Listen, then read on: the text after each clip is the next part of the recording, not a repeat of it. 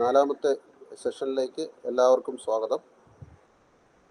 Association of public health engineers Kerala, അപെക്, engineers federation of Kerala water authority, എഫ്ക്വ, assistant engineers association AEA എന്നീ സംഘടനകൾ സംയുക്തമായി സംഘടിപ്പിച്ചിട്ടുള്ള ടെക് ഡ്രോപ്സ് സീരീസിൽ ടെൻഡർ ഓപ്ഷൻ പ്രൊസീജിയേഴ്സാണ് ഇന്നത്തെ സെഷൻ. അതിൽ നേരത്തെയുള്ള 3 സെഷനുകളിലായി നമ്മൾ ടെൻഡർ സൈറ്റിൻ്റെ പരിചയപ്പെടുത്തി, ടെൻഡർ ക്രിയേറ്റ് ചെയ്യുന്നതിനെ പറ്റി പരിചയപ്പെടുത്തി, ടെൻഡർ ഓർഗണ്ടം പബ്ലിഷ് ചെയ്യുന്നതെന്ന് പരിചയപ്പെടുത്തി, ടെൻഡർ പബ്ലിഷ് ചെയ്യുന്ന പരിചയപ്പെടുത്തി, ടെൻഡർ ഓപ്പണിങ്ങിനെ പറ്റിയും കഴിഞ്ഞ സെഷനുകളിൽ പരിചയപ്പെടുത്തുകയുണ്ടായി. ഇനി ഈ പ്രോഗ്രാമിൽ നമുക്ക് ബാക്കിയുള്ള വിഷയങ്ങൾ, പഴയ ടെൻഡറുകൾ പഴയ DSC വെച്ച് ഓപ്പൺ ചെയ്യുന്നത് എങ്ങനെ, tender evaluation, financial opening, financial evaluation, award of contract, ഇത്രയും ഈ ടെൻഡറുമായിട്ട് ബന്ധപ്പെട്ട് ഇനിയുള്ള സെഷനുകൾ കവർ ചെയ്യാനുണ്ട്. ഇത് കൂടാതെ BOQ പ്രിപ്പറേഷൻ ഒരു സെപ്പറേറ്റ് സെഷനായി തന്നെ നടത്തുന്നതാണ്.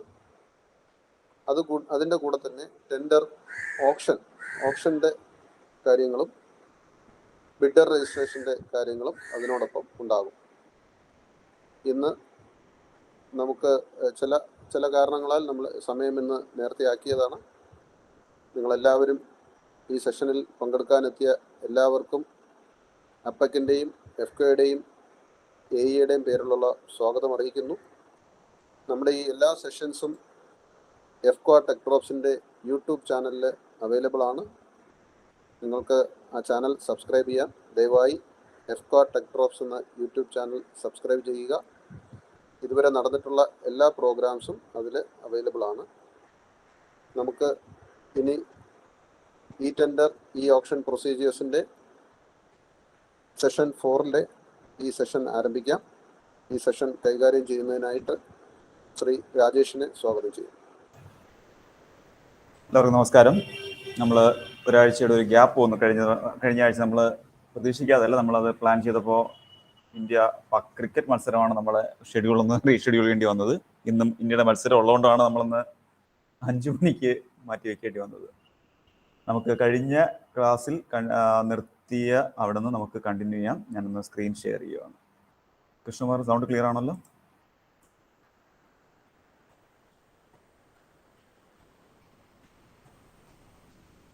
ക്ലിയർ ആണ് രാജേഷ്, ക്ലിയർ.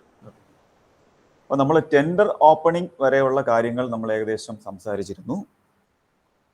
ടെൻഡർ ഓപ്പണിങ്ങിന് ശേഷം നമ്മൾ പോകേണ്ടത് ടെൻഡർ ഇവാലുവേഷനിലും അല്ലെങ്കിൽ ഫിനാൻഷ്യൽ ഇവാലുവേഷനിലും പിന്നെ അവാർഡ് ഓഫ് കോൺട്രാക്ട്, അത്രയും ആകുമ്പോഴേക്കും നമ്മുടെ ഒരു സിമ്പിൾ അല്ലെങ്കിൽ ഒരു സാധാരണ ഒരു ടെൻഡറിൻ്റെ ഒരു പ്രോസസ്സ് നമുക്ക് ഈ ടെൻഡർ സൈറ്റിൽ അവസാനിക്കും. നമ്മൾ ടെൻഡർ ഓപ്പണിംഗ് ഏകദേശം എല്ലാം കാണിച്ചെങ്കിലും മിക്കവാറും പല സ്ഥലങ്ങളിലും ഇഷ്യൂ വരാൻ സാധ്യതയുള്ള ഒരു വിഷയമാണ് പഴയ ടെൻഡറുകൾ ഓപ്പൺ ചെയ്യുമ്പോൾ ആൾ മാറിപ്പോയി അല്ലെങ്കിൽ DSC എക്സ്പയർ ആയിപ്പോയി. അതിപ്പോൾ ഞാൻ സന്ദർഭവശാൽ എനിക്കൊരു അവസരം കിട്ടിയോണ്ട് ഞാൻ ഈ ക്ലാസ്സിൽ അത് പറയുന്നതാണ്. കാരണം കഴിഞ്ഞ ക്ലാസ് നടക്കുന്നതിന് ശേഷം എൻ്റെ DSC എക്സ്പയർ ആയി. അപ്പോൾ എൻ്റെ പഴയ DSC വെച്ച് ഓപ്പണിങ്ങിനാണ് എന്നെ എവിടെയെങ്കിലും സെലക്ട് ചെയ്തിട്ടുണ്ടാവുക. അത് പുതിയ DSC വരുമ്പോഴേക്കും എന്ത് പറ്റുമെന്ന് വെച്ചാൽ പഴയ DSCയുടെ വാലിഡിറ്റി കഴിഞ്ഞുപോയി. ആ ഒരു സാഹചര്യത്തിൽ നമുക്ക് പുതിയ DSC വെച്ച് ലോഗിൻ ചെയ്യാൻ പറ്റും. അപ്പോൾ പഴയ ടെൻഡറുകൾ എങ്ങനെ നമുക്ക് ഓപ്പൺ ചെയ്യാൻ പറ്റും എന്നുള്ളതാണ്, അല്ലെങ്കിൽ പുതിയ DSC എങ്ങനെ രജിസ്റ്റർ ചെയ്യാം എന്നുള്ളത് നമ്മളത് പറഞ്ഞിട്ട് ഇവാലുവേഷൻ എടുക്കുക. അത് സന്ദർഭവശാൽ നമുക്ക് ഇങ്ങനെ ഒരു അവസരം കിട്ടിയോണ്ട് ഞാൻ ഈ ഒരു ക്ലാസ്സിൽ പറയുന്നതാണ്. ഇത് പക്ഷേ പൊതുവെ പലപ്പോഴും ഒത്തിരി കംപ്ലയിൻസ് ഒത്തിരി എൻക്വയറി വരുന്ന ഒരു വിഷയമാണിത്. പഴയ ആൾക്കാർ പ്രോപ്പറായിട്ട് അല്ലെങ്കിൽ സമയത്തിന് ടെൻഡർ ഓപ്പൺ ചെയ്യാതെ പോയി, നിലവിൽ അവരുടെ DSC എക്സ്പയർ ആയി, അവർ പുതിയ DSC ആണ് ഉപയോഗിക്കുന്നത്. പിന്നെ ഇതെങ്ങനെ ഓപ്പൺ ചെയ്യാം എന്നുള്ളത്. ഷെയറിങ് എനിക്ക് മാറി വന്നില്ല. ഓക്കെ,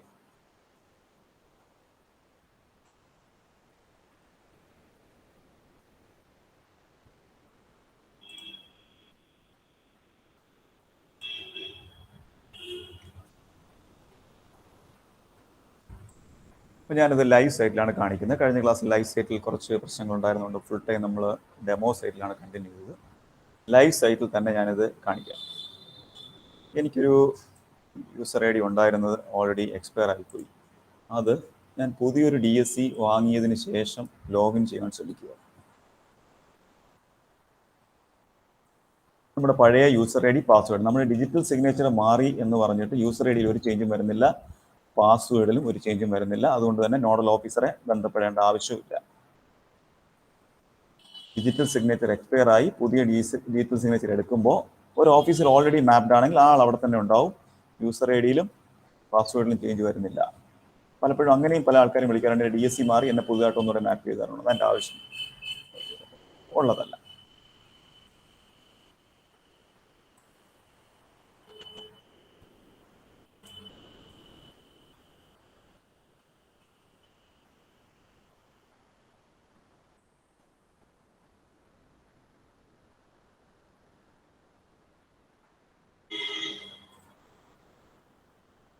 അപ്പോൾ ഞാൻ കഴിഞ്ഞ ആഴ്ച എൻ്റെ ലോഗിനിൽ ഞാൻ കാണിക്കുമ്പോൾ ഇങ്ങനെയല്ല എനിക്ക് ലോഗിന് വന്നത്. എൻ്റെ ഡിജിറ്റൽ സിഗ്നേച്ചർ അതിനകത്ത് മാപ്പ് ചെയ്തിട്ടുള്ള ഡിജിറ്റൽ സിഗ്നേച്ചർ അവിടെ കാണിക്കുന്നുണ്ടായിരുന്നു. എനിക്ക് അവിടെ ഒരു ലോഗിൻ ബട്ടണാണ് വന്നുകൊണ്ടിരുന്നത്. ഇപ്പോൾ എനിക്ക് ലോഗിൻ ബട്ടൺ അല്ല വരുന്നത്. ഇവിടെ വരുന്നത് you have not registered with digital signature certificate. ഈ ഒരു സാഹചര്യം എല്ലാവർക്കും മനസ്സിലാവുന്നുണ്ടെന്ന് ഞാൻ മനസ്സിലാക്കുന്നു. നമ്മുടെ ഇനിഷ്യലി നമ്മുടെ ഒറിജിനലി നമ്മളൊരു യൂസർ രജിസ്റ്റർ ചെയ്താലും ഏകദേശം ഇതേ പേജ് തന്നെയാണ് വരുന്നത്. നമ്മളിപ്പോൾ സംഭവിച്ചത്, നമ്മളൊരു യൂസ് ചെയ്തുകൊണ്ടിരുന്ന യൂസർ ഡിജിറ്റൽ സിഗ്നേച്ചർ 2 വർഷം കഴിഞ്ഞപ്പോൾ എക്സ്പയർ ആയി. ആ ഒരു സാഹചര്യത്തിൽ വേറൊരു സാഹചര്യം കൂടെ വരാം. നമ്മൾ ഡിജിറ്റൽ സിഗ്നേച്ചർ കളഞ്ഞു പോവുകയോ എറർ വരികയോ ചെയ്താൽ IT മിഷനെ കോൺടാക്ട് ചെയ്തിട്ടാണ് നമ്മൾ ആ നിലവിലുള്ള DSC ഡീആക്ടിവേറ്റ് ചെയ്ത് വാങ്ങുന്നത്. ഡീആക്ടിവേറ്റ് ചെയ്ത് കഴിഞ്ഞാലും ഈ ഒരു പേജിലായിരിക്കും വന്നു നിൽക്കുന്നത്. അപ്പോൾ നമ്മൾ ആ സൈനിങ് സർട്ടിഫിക്കറ്റ് നമ്മുടെ ഓപ്പണിങ്ങിൽ ആ രജിസ്ട്രേഷൻ സമയത്ത് ചെയ്ത പോലെ തന്നെ സൈനിങ് സർട്ടിഫിക്കറ്റ് ക്ലിക്ക് ചെയ്യുന്നു.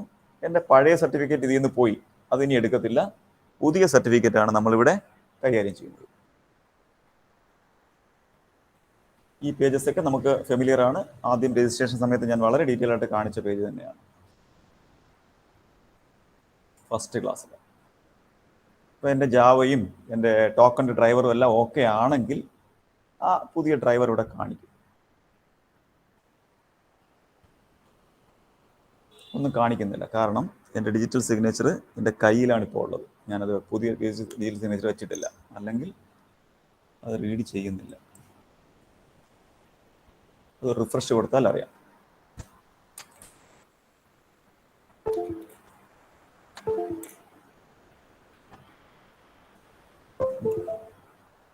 ഇതിനകത്ത് 2 ഡിജിറ്റൽ സിഗ്നേച്ചർ ഇപ്പോൾ കാണിക്കുന്നുണ്ട്. ഞാൻ ഒന്നുകൂടെ കാണിക്കാം. ചിലപ്പോൾ നമ്മൾ ഡിജിറ്റൽ സിഗ്നേച്ചർ ഇതിനകത്ത് ഇൻസേർട്ട് ചെയ്തിട്ടില്ലെങ്കിൽ പോലും ഇങ്ങനെ പേര് കാണിക്കും, വേറെ ആരുടെയെങ്കിലൊക്കെ പേര് കാണിക്കും. കാരണം നമ്മുടെ സിസ്റ്റത്തിൽ ഇത് രജിസ്റ്റേർഡ് ആണെങ്കിലും ചിലപ്പോൾ ഇത് കാണിക്കും.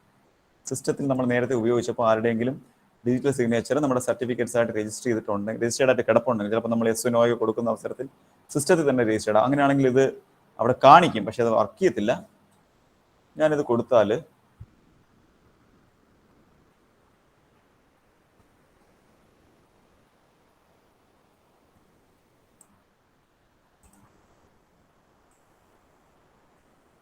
system is unable to identify the certificate due to one of the reasons. Verify whether e-token or smart card is inserted. ഞാനത് ഓൾറെഡി ഇൻസേർട്ടഡ് ആണ്. ഞാൻ പഴയ ടോക്കൺ ആണ് ഇപ്പോൾ കുത്തിവെച്ചിരിക്കുന്നത്, അല്ലെങ്കിൽ ആക്റ്റീവ് ആയിട്ടുള്ള വേറെ ടോക്കൺ ആണ് കുത്തിവെച്ചിരിക്കുന്നത്. Check you have selected correct certificate name. അപ്പോൾ എൻ്റെ സർട്ടിഫിക്കറ്റ് റീഡ് ചെയ്യുന്നതിൽ എന്തോ പ്രശ്നം വന്നിട്ടുണ്ട്. അപ്പോൾ ഞാൻ എൻ്റെ WD പ്രോക്സി ഓപ്പൺ ആക്കി നോക്കുവാണ്.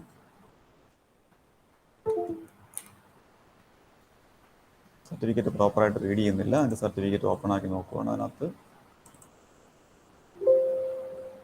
റീഡ് സർട്ടിഫിക്കറ്റ് ഫെയിൽഡാണ് കാണുന്നത്. അപ്പോൾ എന്തോ ഒരു പ്രശ്നമുണ്ടെന്ന് മനസ്സിലായി. ഒന്നുകിൽ നമുക്ക് ആ ഡയഗ്നോസ്റ്റിക് ടൂൾ ഓപ്പറേറ്റ് ചെയ്യാം, അല്ലെങ്കിൽ ഒന്നുകൂടെ ഇത് റിമൂവ് ചെയ്തിട്ട് റീഇൻസേർട്ട് ചെയ്യാം. എന്തെങ്കിലും ഈ ഒരു ടോക്കണിൽ റീഡ് ചെയ്യാൻ പ്രശ്നം ഉണ്ടെങ്കിൽ ഡയഗ്നോസ്റ്റിക് ടൂൾ, ഞാനത് കഴിഞ്ഞ ദിവസം കാണിച്ചെന്ന് തോന്നുന്നു, WD പ്രോക്സിയുടെ ഡയഗ്നോസ്റ്റിക് ടൂൾ ഉണ്ടാവും. ഈ ഡയഗ്നോസ്റ്റിക് ടൂൾ ഒന്ന് റൺ ചെയ്താൽ ആ എറർ എന്തെങ്കിലും ഉണ്ടെങ്കിൽ ചിലപ്പോൾ കറക്റ്റ് ആയിക്കോളും. ഇത് WD പ്രോക്സി ആണെങ്കിലാണ്. ട്രസ്കിയോ അല്ലെങ്കിൽ ഇപാസോ ആണെങ്കിൽ അതിന് വേറെ ടൂൾ ആയിരിക്കും. ഇപ്പം ജനറലി ഈ ടെൻഡറിൽ അല്ലെങ്കിൽ കെൽട്രോൺ തരുന്ന മിക്കവാറും WD പ്രോക്സി ആണ്. നോട്ട് റിപ്പയർഡ് സക്സസ്ഫുള്ളി എന്നൊക്കെ ചിലപ്പോൾ മെസ്സേജ് വരും. എന്നാലും ഒന്ന് ട്രൈ ചെയ്ത് നോക്കുക. ഇപ്പോൾ അത് ഓപ്പൺ ആയി. ഇപ്പോൾ ഡബിൾ ക്ലിക്ക് ചെയ്തപ്പോൾ എൻ്റെ സർട്ടിഫിക്കറ്റ് ഓപ്പൺ ആയി. നേരത്തെ അത് ഫെയിൽഡ് എന്നാണ് കാണിച്ചത്. ഓക്കെ, ഇപ്പോൾ അത് റീഡ് ചെയ്യുന്നുണ്ട്. അപ്പം ഞാൻ അതിനകത്ത്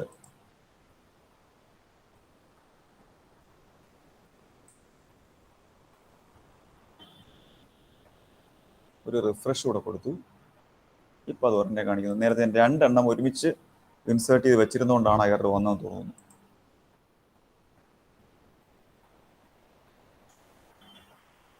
ഇപ്പോൾ ഒരു എറർ വന്നു.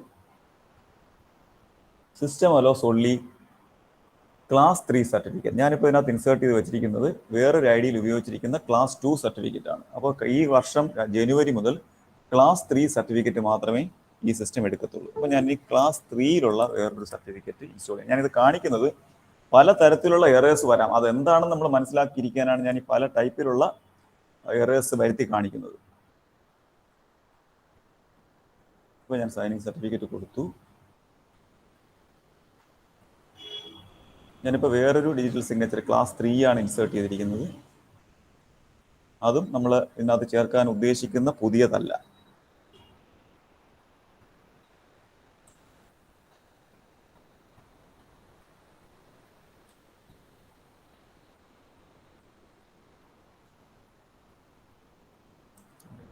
ഓക്കെ, ഇപ്പോൾ പറയുന്നത് failure certificate is already used by another user. വേറെ ഏതോ ഒരു ഐ ഡിയിൽ ഉപയോഗിച്ച ഡിജിറ്റൽ സിഗ്നേച്ചറാണ് ഞാനിപ്പോൾ കുത്തി വെച്ചിരിക്കുന്നത്. അതുകൊണ്ട് ഈ ഒരു ഡിജിറ്റൽ സിഗ്നേച്ചർ ഡ്യൂപ്ലിക്കേറ്റ് അല്ലെങ്കിൽ രണ്ടാമതൊരു ഐ ഡിയിൽ ഉപയോഗിക്കാൻ പറ്റത്തില്ല. അത് മാറ്റാനാണ് പറഞ്ഞിരിക്കുന്നത്. അപ്പോൾ ഈ ടൈപ്പ് എറർ വന്നാൽ മനസ്സിലാക്കുക നമ്മൾ ഉപയോഗിക്കുന്ന ഡിജിറ്റൽ സിഗ്നേച്ചർ മറ്റെവിടെയോ ഉപയോഗിച്ചിട്ടുണ്ട്. അപ്പോൾ അല്ലെങ്കിൽ ഡിജിറ്റൽ സിഗ്നേച്ചർ നമ്മൾ കുത്തി വെച്ചിരിക്കുന്ന മാറിപ്പോയി എന്നുള്ളത് നമ്മൾ മനസ്സിലാക്കുക. അപ്പോൾ ഞാനത് മാറ്റിയിട്ട് പുതിയ ഡിജിറ്റൽ സിഗ്നേച്ചർ ഇൻസേർട്ട് ചെയ്യുകയാണ്.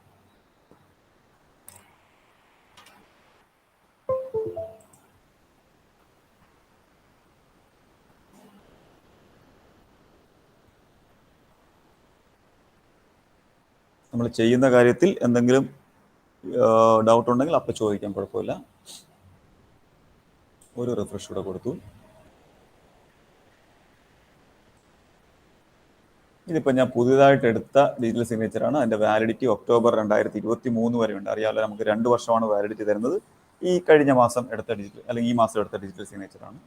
അപ്പോൾ ഇത് കറക്റ്റാണ്. DSC enrol successfully. വീണ്ടും നമുക്ക് എൻക്രിപ്ഷൻ സർട്ടിഫിക്കറ്റ് ഉണ്ട്. അതും ഇതേ പ്രൊസീജിയർ തന്നെയാണ്.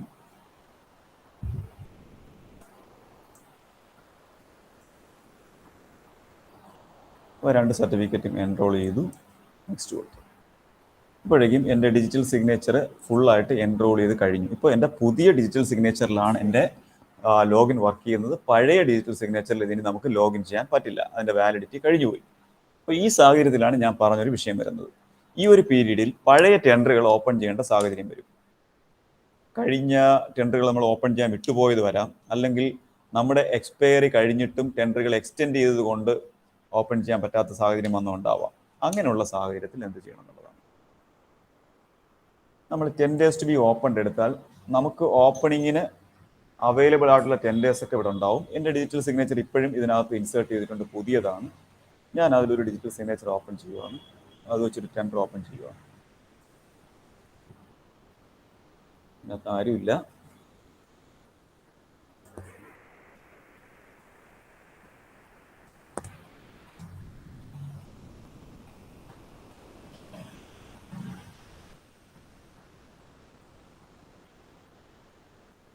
നമ്മളുള്ള ടെൻഡേഴ്സ് ഒന്നും ഇല്ല.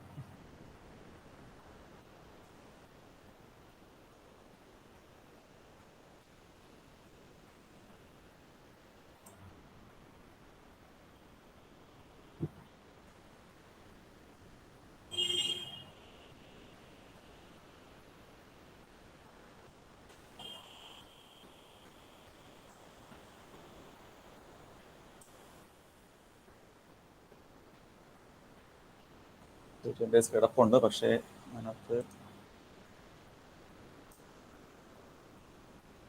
ഏതെങ്കിലും ബിഡ് ഉണ്ടെങ്കിൽ മാത്രമേ നമുക്ക് ഓപ്പണിംഗ് കാണിക്കാൻ പറ്റത്തുള്ളൂ.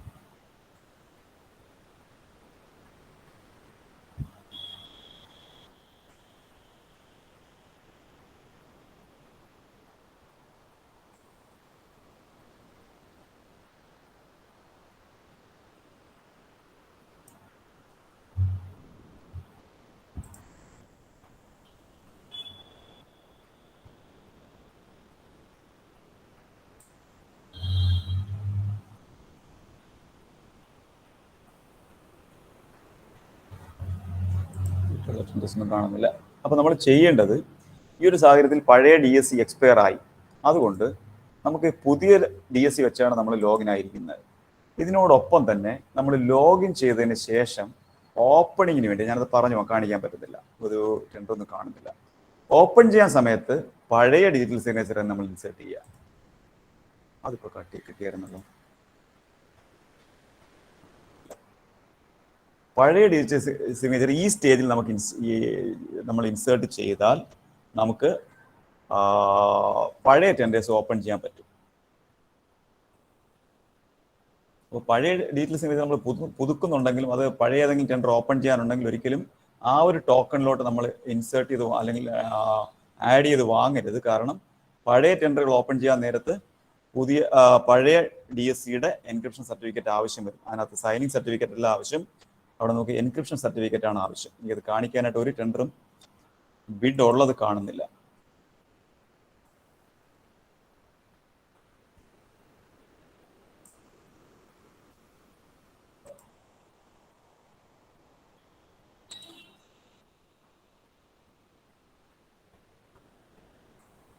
ഇല്ല, കാണുന്നില്ല. അപ്പോൾ നമ്മൾ പുതിയ ഡിജിറ്റൽ സിഗ്നേച്ചർ ഉപയോഗിച്ച് ലോഗിൻ ചെയ്ത് കഴിഞ്ഞാലും ഓപ്പണിങ്ങിന് മാത്രമായിട്ട് ഓപ്പണിംഗ് സ്റ്റേജിൽ പഴയ ഡിജിറ്റൽ സിഗ്നേച്ചർ ഉപയോഗിച്ച് നമുക്ക് പഴയ ടെൻഡറുകൾ ഓപ്പൺ ചെയ്യാൻ പറ്റും. അത്തരം ക്വറി ഒത്തിരി വരുന്നതുകൊണ്ടാണ് ഞാൻ ആ ഒരു വിഷയം ഇവിടെ പറയാൻ ഉദ്ദേശിച്ചത്. ഒത്തിരി ആൾക്കാർ പഴയ ടെൻഡറുകൾ ഓപ്പൺ ചെയ്യാൻ പറ്റാണ്ട് എന്ത് ചെയ്യണമെന്നറിയാതെ നിൽക്കുന്നുണ്ട്. അപ്പോൾ ചിലപ്പോൾ ചില കേസിലെങ്കിലും ആൾക്കാർ പഴയ ഡിജിറ്റൽ സിഗ്നേച്ചറിൻ്റെ പുറത്ത് അല്ലെങ്കിൽ അത് ഡിലീറ്റ് ചെയ്തിട്ടായിരിക്കും ആ ടോക്കണിൽ ഇൻസേർട്ട് ചെയ്യുന്നത്. അങ്ങനെയുള്ള അവസരത്തിൽ ഇത് ഓപ്പൺ ചെയ്യാൻ പറ്റാതായി പോവും. അങ്ങനെ വരാതിരിക്കാനായിട്ട് നമുക്ക് പഴയ ടെൻഡർ ഓപ്പൺ ചെയ്യാനുണ്ടെങ്കിൽ പഴയ DSC സെപ്പറേറ്റ് നമ്മൾ സൂക്ഷിച്ച് വെച്ചിട്ട് പുതിയ ഇത് വാങ്ങുക, പുതിയ DSC വാങ്ങുക. പഴയ DSC നമുക്ക് ഓപ്പണിങ്ങിന് പിന്നെയും നമുക്ക് ഉപയോഗിക്കാൻ പറ്റും. അതിനുവേണ്ടി മറ്റ് സംവിധാനങ്ങൾ തേടേണ്ട കാര്യമില്ല. പലപ്പോഴും സംഭവിക്കുന്നത് ഒന്നിലധികം അല്ലെങ്കിൽ രണ്ടിലധികം ഓപ്പണേഴ്സ് നമ്മൾ സെലക്ട് ചെയ്യാതെ വരുന്ന അവസരത്തിലാണ് ഏറ്റവും കൂടുതൽ ഈ പ്രശ്നം വരുന്നത്, മൂന്നാമതൊരാളെ നമുക്ക് കണ്ടെത്താൻ പറ്റാതെ വരുമ്പോൾ. ഇവിടെ നമ്മൾ ഡയറക്റ്റ് ഞാൻ അതങ്ങ് സ്കിപ്പ് ചെയ്തിട്ട് എനിക്കത് കാണിക്കാൻ പറ്റിയില്ല, ഒരു ടെൻഡറും ഇതിനകത്ത് ഇല്ല. ഓക്കെ, അപ്പം ഞാൻ നമ്മൾ കഴിഞ്ഞ ദിവസം നിർത്തിയ ഓപ്പണിങ്ങിൽ നിന്ന് ടെക്നിക്കൽ ഇവാലുവേഷനിലോട്ട് പോവുകയാണ്. അത് ഞാൻ ഡെമോ സൈറ്റിൽ തന്നെയാണ് കാണിക്കാൻ ഉദ്ദേശിക്കുന്നത്.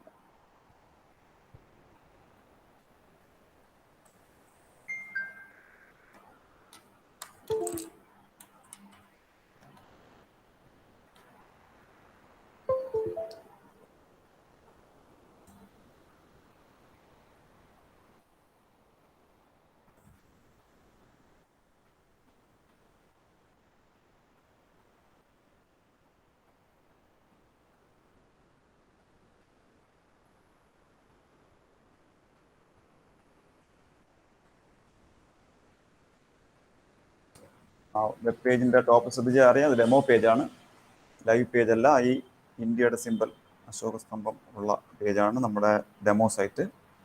ഞാൻ ഈ പേജ് ഇങ്ങോട്ടും കൊണ്ടും സ്വിച്ച് ചെയ്യുമ്പോഴും ഒന്ന് ശ്രദ്ധിച്ചുകൊള്ളുക. ഈ ഇന്ത്യയുടെ അശോക സ്തംഭം ഉള്ളത് ഡെമോ സൈറ്റും കേരളത്തിൻ്റെ പടമുള്ളത് ലൈവ് സൈറ്റും ആയിരിക്കും.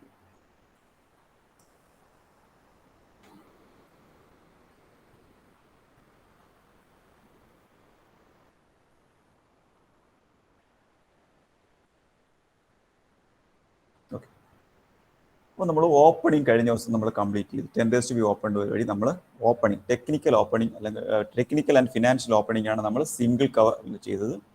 2 കവർ ആണെങ്കിൽ ടെക്നിക്കൽ ഓപ്പണിംഗ് ആയിരിക്കും ചെയ്തിരിക്കുന്നത്. ഞാനിപ്പോൾ സിംഗിൾ കവർ എന്നുള്ള നിലയ്ക്ക് മുന്നോട്ട് പോവുകയാണ്.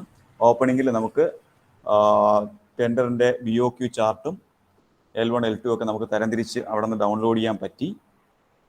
അത് കഴിഞ്ഞിട്ട് ആ ടെൻഡർ നമ്മൾ ഓപ്പണിംഗ് സമ്മറി ക്ലോസ് ചെയ്യുമ്പോൾ അത് ടെക്നിക്കൽ ഇവാലുവേഷനിലാണ് വന്ന് നിൽക്കുന്നത്. അപ്പോൾ രണ്ടും സിംഗിൾ കവർ ആണെങ്കിൽ ടെക്നിക്കൽ ഇവാലുവേഷൻ സ്റ്റേജിൽ തന്നെ നമുക്ക് അവരുടെ പ്രൈസും അറിഞ്ഞിട്ടുണ്ടാവും. 2 കവർ സിസ്റ്റം ആണെങ്കിൽ അവരുടെ ടെക്നിക്കൽ ഡീറ്റെയിൽസ് മാത്രമായിരിക്കും നമ്മൾ ഈ സ്റ്റേജിൽ ടെക്നിക്കൽ ഇവാലുവേഷൻ സ്റ്റേജിൽ അറിഞ്ഞിട്ടുണ്ടാവുക. അവരുടെ ഫിനാൻഷ്യൽ ബിഡ് പിന്നീട് തുറക്കേണ്ടി വരും. ആ ഒരു ഫിനാൻഷ്യൽ ബിഡ് ഓപ്പണിംഗ് ഞാൻ വേറെ കാണിക്കാം. സിംഗിൾ കവർ എന്നുള്ള നിലയ്ക്ക് ഞാൻ മുന്നോട്ട് പോവാണ്. നമ്മൾ കഴിഞ്ഞ ദിവസം ഓപ്പൺ ചെയ്ത ടെൻഡറിൻ്റെ ID എന്ന് പറയുന്നത് 2021_. സാധാരണ നമ്മുടെ ഒരു ലോഗിൻ ID കയറിയാൽ ഈ ടോപ്പിൽ വന്ന് കിടപ്പുണ്ടാവും. ഇതിപ്പോൾ ഒത്തിരി പല ആൾക്കാരും ഈ ഡെമോ സൈറ്റിൽ ചെയ്യുന്നതുകൊണ്ട് അത് ടോപ്പിൽ വന്ന് കിടപ്പില്ല. നമ്മൾ ടെൻഡർ ID തന്നെ ടൈപ്പ് ചെയ്ത് തന്നെ ചെയ്യുവാണ്. 2021_NIC എന്നുള്ള ഓഫീസിലാണ് നമ്മൾ ഡെമോ ചെയ്യുന്നത്. 72615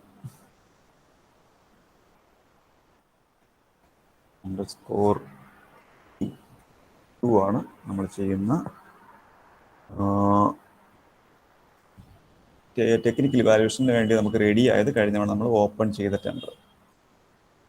ഓപ്പൺ ചെയ്ത് കഴിഞ്ഞ ടെൻഡറുകൾ മാത്രമേ നമുക്കിവിടെ അവൈലബിൾ ആവത്തുള്ളൂ. അപ്പോൾ നമ്മൾ ഒരു ടെൻഡർ ഇപ്പോൾ എവിടെ കിടക്കുന്നു എന്നറിയാൻ ഒന്നുകിൽ ടെൻഡർ സ്റ്റാറ്റസ് നോക്കുക, അല്ലെങ്കിൽ opening, technical evaluation, financial evaluation, AOC ഇതിലേതെങ്കിലും ഒരു സ്റ്റേജിൽ പോയി നോക്കിയാൽ നമുക്ക് അറിയാൻ പറ്റും ഇതെവിടെയാണ് കിടക്കുന്നത്. അപ്പോൾ നമ്മൾ കഴിഞ്ഞ ദിവസം ഓപ്പണിംഗ് കംപ്ലീറ്റ് ചെയ്ത് നിർത്തിയ ടെൻഡർ ഓപ്പണിംഗ് സമ്മറി അപ്ലോഡ് ചെയ്തു. അത് നേരെ ടെക്നിക്കൽ ഇവാലുവേഷനിലോട്ട് പോയി നിൽക്കുന്നു. ടെക്നിക്കൽ ഇവാലുവേഷൻ പേജ് എടുത്തപ്പോൾ അതിനകത്ത് കുറേ ലിസ്റ്റ് ചെയ്യുന്നുണ്ടായിരുന്നു. അപ്പോൾ കുറേ ഒത്തിരി ഉണ്ടായിരുന്നതുകൊണ്ട് എനിക്ക് ടെൻഡർ ID ടൈപ്പ് ചെയ്യേണ്ടി വന്നു. സാധാരണ അതിൻ്റെ ആവശ്യം വരാറില്ല, ടോപ്പിൽ തന്നെ ഉണ്ടാവും. അത് വ്യൂ എടുക്കുക. ഇവിടെ നമുക്ക് 2 കോൺട്രാക്ടേഴ്സാണ് അന്ന് ഉണ്ടായിരുന്നത്. ആ 2 കോൺട്രാക്ടറുടെയും പേര് ഇവിടെ കാണിക്കുന്നുണ്ട്. ഞാനന്ന് പറഞ്ഞു കോൺട്രാക്ടറുടെ പേര് ഞാൻ ഇതിനകത്ത് ചെയ്തിരിക്കുന്നത്, ഒരാളുടെ പേര് E-ടെൻഡർ എന്നും മറ്റേ പേര് ടെസ്റ്റ് കോൺട്രാക്ടർ എന്നുമാണ്. അവർക്കൊരു ബിഡ് ID ഉണ്ട്. അത് ഓപ്പൺ ചെയ്യുമ്പോൾ തന്നെ നമ്മൾ കണ്ടിരുന്നു, ഒരു ബിഡ് ID ഉണ്ടാവും. അവരുടെ ഡീറ്റെയിൽസ് നമുക്ക് ഇവിടെ നിന്ന് വേണമെങ്കിൽ ഓപ്പൺ ചെയ്ത് നോക്കാം. ഒന്നാമത്തെ കോൺട്രാക്ടർ അപ്ലോഡ് ചെയ്തിരിക്കുന്ന ഡീറ്റെയിൽസ് ആണ്. ആ BOQ ഇവിടെ നമുക്ക് വേണമെങ്കിൽ ഓപ്പൺ ചെയ്ത് നോക്കാം. അയാളുടെ സ്വന്തം അയാൾ അപ്ലോഡ് ചെയ്തിരിക്കുന്ന BOQ. ഇതെല്ലാം നമ്മൾ അവിടെ ഡൗൺലോഡ് ചെയ്ത് നേരത്തെ ഓപ്പണിംഗ് സ്റ്റേജിൽ എടുത്ത് കഴിഞ്ഞതാണ്. അതുകൊണ്ട് ഓരോന്നും ഞാൻ പ്രത്യേകം ഇവിടെ ഓപ്പണായി കാണിക്കുന്നില്ല. അങ്ങനെ കാണേണ്ട ഒരു സാഹചര്യം ഉണ്ടെങ്കിൽ നമുക്ക് ഇവിടെ നിന്ന് ഓപ്പൺ ചെയ്ത് നോക്കാൻ പറ്റും. അപ്പോൾ പലപ്പോഴും ഓപ്പൺ ചെയ്യുന്ന സമയത്ത് ഡോക്യുമെൻറ്റ്സ് ഡൗൺലോഡ് ചെയ്യാൻ വിട്ടുപോയി, ഇനി ഇതെവിടെ കിട്ടും എന്നൊരു ക്വസ്റ്റ്യൻ വരാറുണ്ട്. അത് നമുക്ക് ഇങ്ങനെയൊക്കെ എടുക്കാൻ പറ്റും. നമുക്ക് ഈ ഒരു ടെക്നിക്കൽ ഇവാലുവേഷനിൽ വന്നിട്ട് അവരുടെ ഡീറ്റെയിൽസ് ഓപ്പൺ ചെയ്ത് നോക്കി. കാരണം ടെൻഡർ ഓപ്പണിംഗിൽ നിന്ന് പോയി കഴിഞ്ഞു, ഇനി അവിടെ കിട്ടത്തില്ല. ഇനി അത് കിട്ടുന്നത് ടെക്നിക്കൽ ഇവാലുവേഷൻ അല്ലെങ്കിൽ ഇവാലുവേഷൻ സ്റ്റേജിലാണ്. അവിടെ പോയി ഇത് ഓപ്പൺ ചെയ്തും അവരുടെ ഡീറ്റെയിൽസ് നമുക്ക് എടുക്കാൻ പറ്റും. ഒരുപാട് പേര് അങ്ങനെ വിളിക്കാറുണ്ട്, നമ്മൾ ഓപ്പൺ ചെയ്യുന്ന സമയത്ത് ഡൗൺലോഡ് ചെയ്യാൻ വിട്ടുപോയി അല്ലെങ്കിൽ ലോഗൗട്ടായി പോയി, ഇപ്പോൾ എടുക്കാൻ പറ്റുന്നില്ല എന്ന് പറഞ്ഞിട്ട്. അത് നമുക്ക് ഈ ടെക്നിക്കൽ ഇവാലുവേഷനോ ഏത് സ്റ്റേജിൽ വേണോ നമുക്ക് പോയി എടുക്കാൻ പറ്റും. രണ്ടാമത്തെ ആളുടെ ആണെങ്കിലും അത് നമുക്ക് ഓപ്പൺ ചെയ്ത് നോക്കാം, അവിടെ നമുക്ക് കിട്ടും. അപ്പോൾ ഈ ടെക്നിക്കൽ ഇവാലുവേഷൻ മുതൽ നമ്മൾ ശ്രദ്ധിക്കേണ്ട ഒരു കാര്യം, നമ്മൾ ഓപ്പണിംഗ് വരെയുള്ള കാര്യങ്ങൾ നമ്മൾ ചെയ്തത് ഓൺലൈനായിട്ടാണ്. എല്ലാ പ്രോസസ്സും ഓൺലൈനായിട്ടാണ് ചെയ്തത്. നമ്മൾ അപ്ലോഡ് ചെയ്തെടുത്ത ഡോക്യുമെൻ്റ്, കോൺട്രാക്ട് അപ്ലോഡ് ചെയ്തതും ഓപ്പൺ ചെയ്തതും ഡോക്യുമെൻ്റ് ഡൗൺലോഡ് ചെയ്യുന്ന വരെയും അല്ലെങ്കിൽ കമ്പാരിറ്റീവ് ചാർട്ട് ജനറേറ്റ് ചെയ്യുന്നത് വരെയും ഒരേ കാര്യങ്ങളെല്ലാം നമ്മൾ ഓൺലൈനായിട്ടാണ് ചെയ്തത്. പക്ഷേ ഇനി അങ്ങോട്ടുള്ള പ്രോസസ്സുകളൊന്നും നമ്മുടെ പ്രോസസ്സ് ഓൺലൈൻ അല്ല. ഇനിയുള്ള കാര്യങ്ങളെല്ലാം നമ്മുടെ ഫയൽ അല്ലെങ്കിൽ ഓഫീസിലെടുത്ത തീരുമാനങ്ങൾ നമ്മൾ ഇതിനകത്ത് അപ്ലോഡ് ചെയ്യുക അല്ലെങ്കിൽ ഇൻഫോം ചെയ്യുക മാത്രമാണ് ഇനിയുള്ള സ്റ്റേജുകളിൽ പ്രധാനമായിട്ടും ചെയ്യുന്നത്. ചില ചേഞ്ചസ് ഉണ്ടാവാം, ഞാൻ ഓപ്ഷൻ്റെ കാര്യത്തിലൊക്കെ ചിലപ്പോൾ ഇനിയും ഓൺലൈൻ പ്രോസസ്സ് ഉണ്ടാവാം. നോർമലി ഒരു ടെൻഡറിൽ ഇനിയുള്ള പ്രോസസ്സ് ഒന്നും തന്നെ നമുക്ക് ഓൺലൈൻ പ്രോസസ്സ് അല്ല. നമ്മളൊരു ഇൻറ്റിമേഷൻ അല്ലെങ്കിൽ അതിൻ്റെ ഒരു രജിസ്റ്റർ ഇടുന്നു എന്ന് മാത്രമേ ഉള്ളൂ. അപ്പോൾ ഈ ഓപ്പണിംഗ് കഴിഞ്ഞാൽ നമ്മൾ നേരെ ഇവാലുവേഷനോട്ട് പോവുകയല്ല ചെയ്യുന്നത്. ഓപ്പണിംഗ് കഴിഞ്ഞ് എടുത്ത ഡോക്യുമെൻറ്റ്സ് നമ്മുടെ ഓഫീസിലെ ഫയലിൽ നമ്മൾ സാധാരണ പോലെ പ്രോസസ്സ് ചെയ്യണം. അത് സാധാരണ പോലെ പ്രോസസ്സ് ചെയ്ത് അതിനകത്ത് അത് ഉചിതമായ ഓഫീസർ എടുക്കേണ്ട തീരുമാനം ഉണ്ടാവും. ആ തീരുമാനം എടുത്തതിന് ശേഷമാണ് നമ്മൾ ഇവാലുവേഷനിലോട്ട് കടക്കേണ്ടത്. നമ്മൾ പറഞ്ഞു വന്നപ്പോൾ ടെൻഡർ ക്രിയേഷൻ, പിന്നെ അത് കഴിഞ്ഞ് ഓപ്പണിംഗ് ടെക്നിക്കൽ ഇവാലുവേഷൻ എന്ന് പറഞ്ഞുവെങ്കിലും നമ്മൾ ഈ ഇവാലുവേഷൻ ചെയ്യുന്നത് നമ്മുടെ ഓഫീസിൽ നടന്ന ഫിസിക്കലായി നടന്ന പ്രോസസ്സിൻ്റെ ബാക്കി പത്രം അല്ലെങ്കിൽ അവിടെ നിന്നുള്ള റിസൾട്ടാണ് നമ്മളിവിടെ ഇതിനകത്ത് അറ്റാച്ച് ചെയ്യുന്നത്. ഈ ബിഡറുടെ നെയിമിൽ ക്ലിക്ക് ചെയ്താൽ അയാളുടെ ഡീറ്റെയിൽസ് നമുക്കിവിടെ കിട്ടും, അയാളുടെ ഹിസ്റ്ററി കിട്ടും. അയാൾ എത്ര ടെൻഡറിൽ പാർട്ടിസിപ്പേറ്റ് ചെയ്തിട്ടുണ്ട്, എത്ര ടെൻഡർ ഓൾറെഡി ഇൻ പ്രോഗ്രസ് ആണ്, എത്ര എണ്ണം ക്യാൻസൽ ചെയ്തു, എത്ര എണ്ണം അയാൾക്ക് അവാർഡ് ചെയ്തു, എത്ര എണ്ണം അവാർഡിങ് സ്റ്റേജിൽ എത്തി എന്നുള്ള കാര്യങ്ങളൊക്കെ നമുക്ക് ഈ ഒരു പേജിൽ നിന്ന് കിട്ടുന്നുണ്ട്. പക്ഷെ ഇതൊക്കെ തന്നെയാണെങ്കിലും നമ്മുടെ ഫയലിൽ ഓഫീസിലെടുത്ത തീരുമാനം ഒരു ഡോക്യുമെൻ്റായി അപ്ലോഡ് ചെയ്യുന്ന പ്രോസസ്സ് മാത്രമേ നമുക്ക് ഇവാലുവേഷൻ അല്ലെങ്കിൽ AOC അവാർഡ് ഓഫ് കോൺട്രാക്റ്റിൽ നമുക്കുള്ളൂ. ഒരു പ്രോസസ്സും ഓൺലൈനല്ല ചെയ്യുന്നത്. ഓക്കെ, അപ്പോൾ നമ്മൾ ഒത്തിരി കോൺട്രാക്ടേഴ്സ് ഉണ്ടായിരുന്നു. നമ്മളിപ്പോൾ ഇവിടെ കാണുന്ന 2 കോൺട്രാക്ടേഴ്സാണ്. അപ്പോൾ എത്ര കോൺട്രാക്ടേഴ്സ് ഉണ്ടായിരുന്നാലും നമ്മുടെ ഫയലിൽ ചിലപ്പോൾ ടെക്നിക്കലായിട്ടുള്ള ഇവാലുവേഷനാണ് ചെയ്യുന്നത്. ഫയലിൽ ചിലപ്പോൾ ചില ആൾക്കാർ ക്വാളിഫൈഡ് അല്ല എന്ന് നമുക്ക് തോന്നുന്നത് ഫയലിൽ പ്രോസസ്സ് ചെയ്യുമ്പോഴായിരിക്കും. നമ്മൾ ഡൗൺലോഡ് ചെയ്തപ്പോൾ എല്ലാം ക്വിക്ക് ബിഡ് ഓപ്പണിംഗ് വഴി എല്ലാ ഡോക്യുമെൻറ്റും നമ്മളങ്ങ് ഡൗൺലോഡ് ചെയ്ത് വാങ്ങി. അതേസമയം പല ഡോക്യുമെന്റും ചിലപ്പം വാലിഡ് ആയിരിക്കത്തില്ല. അയാളുടെ പൈസ അടച്ചതൊക്കെ നമ്മൾ അപ്പം തന്നെ വെരിഫൈ ചെയ്യാം. പക്ഷേ മറ്റ് ഡോക്യുമെന്റ്സ് ചിലപ്പോൾ നമുക്ക് വെരിഫൈ ചെയ്ത് വാലിഡ് ആണെങ്കിൽ മാത്രമായിരിക്കും നമുക്ക് അവരെ അക്സെപ്റ്റ് ചെയ്യേണ്ടി വരുന്നത്.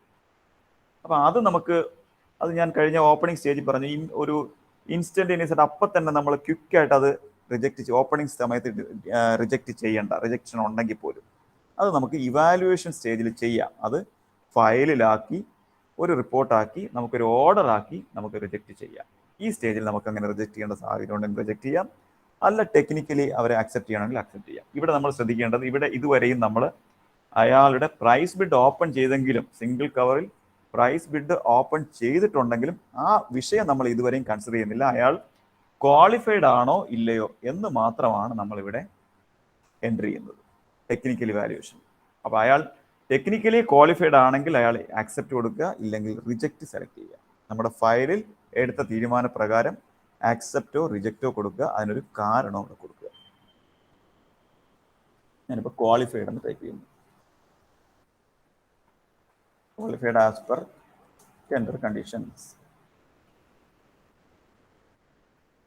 രണ്ടാമത്തെ ആൾ ഞാൻ രണ്ടിലധികം ഇല്ലാത്തത് കൊണ്ട് ഞാൻ ഒരാളെയും റിജക്റ്റ് ചെയ്ത് കാണിക്കുന്നില്ല. കാരണം ഈ റിജക്റ്റ് ചെയ്യുന്നയാളിനെ അടുത്ത സ്റ്റേജിൽ കാണത്തില്ല.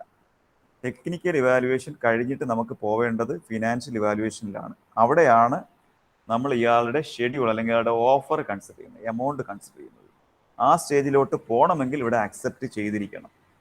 സിംഗിൾ കവറിൻ്റെ കാര്യത്തിൽ ഇത് രണ്ട് പ്രോസസ്സും നമ്മൾ സെപ്പറേറ്റ് ചെയ്യുന്നുണ്ടെങ്കിലും അത് നമുക്ക് അടുത്തടുത്ത് തന്നെ ചെയ്യാം. കാരണം സിംഗിൾ കവർ ടെൻഡറുകളെല്ലാം പ്രൈസ് ബിഡും ടെക്നിക്കൽ ബിഡും നമ്മൾ ഒരുമിച്ചാണ് ഓപ്പൺ ചെയ്യുന്നത്. ഈ സ്റ്റേജിലും അത് നമ്മുടെ കയ്യിലുണ്ടാവും.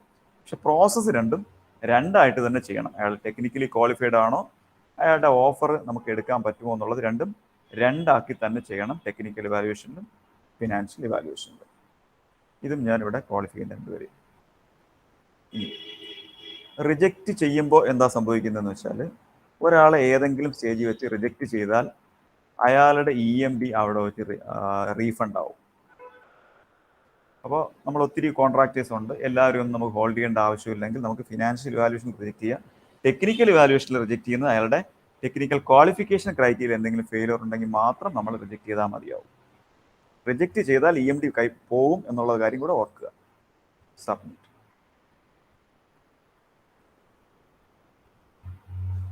അത് നമ്മൾ സബ്മിറ്റ് ചെയ്ത് കഴിഞ്ഞാൽ നമ്മുടെ കോൺട്രാക്ടേഴ്സ് രണ്ടിനെയും നമ്മൾ അക്സെപ്റ്റ് ചെയ്യുന്ന വിഷയം നമ്മൾ സബ്മിറ്റ് ചെയ്ത് കഴിഞ്ഞാൽ ഇവിടെ ചോദിക്കുന്നത്, നമ്മൾ ഈ എടുത്ത തീരുമാനം, ഇയാളെ ക്വാളിഫൈഡ് ആണ് എന്ന് പറഞ്ഞ് എടുത്തൊരു തീരുമാനം ഒരു ടെൻഡർ കമ്മിറ്റി ഫോർമാറ്റിലാണ് ഇത് ചോദിക്കുന്നത്. സാധാരണ നമ്മുടെ ഓഫീസിൽ ഇൻഡിപെൻഡൻറ്റ് ഓഫീസേഴ്സ് ആണ് നമ്മൾ ഈ സെലക്ഷൻ നടത്തുന്നത്, അതുകൊണ്ട് ഒരു കമ്മിറ്റി ഡീറ്റെയിൽസ് കൊടുക്കേണ്ട കാര്യമില്ല. അതേസമയം ഒരു ടെൻഡർ കമ്മിറ്റിയാണിത് ചെയ്തിരിക്കുന്നതെങ്കിൽ ആ ഒരു ടെൻഡർ കമ്മിറ്റിയുടെ ഡീറ്റെയിൽസ് നമുക്കിവിടെ കൊടുക്കാം. ഇന്റേണൽ ആണോ എക്സ്റ്റേണൽ ആണോ, ഞാൻ മുൻ ക്ലാസ്സുകളിൽ പറഞ്ഞ പോലെ ഈ ഓപ്ഷൻസ് ഒക്കെ കോമൺലി പല ഡിപ്പാർട്ട്മെന്റ്സിന് യൂസ് ചെയ്യാൻ വേണ്ടിയാണ് നമ്മൾ ഉപയോഗിക്കുന്നത്. നമ്മളെ സംബന്ധിച്ച് എക്സ്റ്റേണൽ വരുന്നത് വളരെ കുറവാണ്. ചിലപ്പോൾ ICA പോലുള്ള കൺസൾട്ടൻസിയൊക്കെ വെച്ച് ചെയ്യുന്ന അവസരത്തിൽ മാത്രമേ എക്സ്റ്റേണൽ ഏജൻസിയുടെ ആവശ്യം വരുന്നുള്ളൂ. സാധാരണ ഓഫീസിലൊക്കെ വരുമ്പോൾ നമുക്ക് ഇന്റേണൽ തന്നെയാണ്. ആരാണ് ആ ഒരു ടെക്നിക്കൽ ക്രൈറ്റീരിയ അക്സെപ്റ്റൻസ് അല്ലെങ്കിൽ അത് അക്സെപ്റ്റ് ചെയ്തിരിക്കുന്ന ഓഫീസർ ആരാണ്, ആ പേര് ഞാനിവിടെ കൊടുത്തു.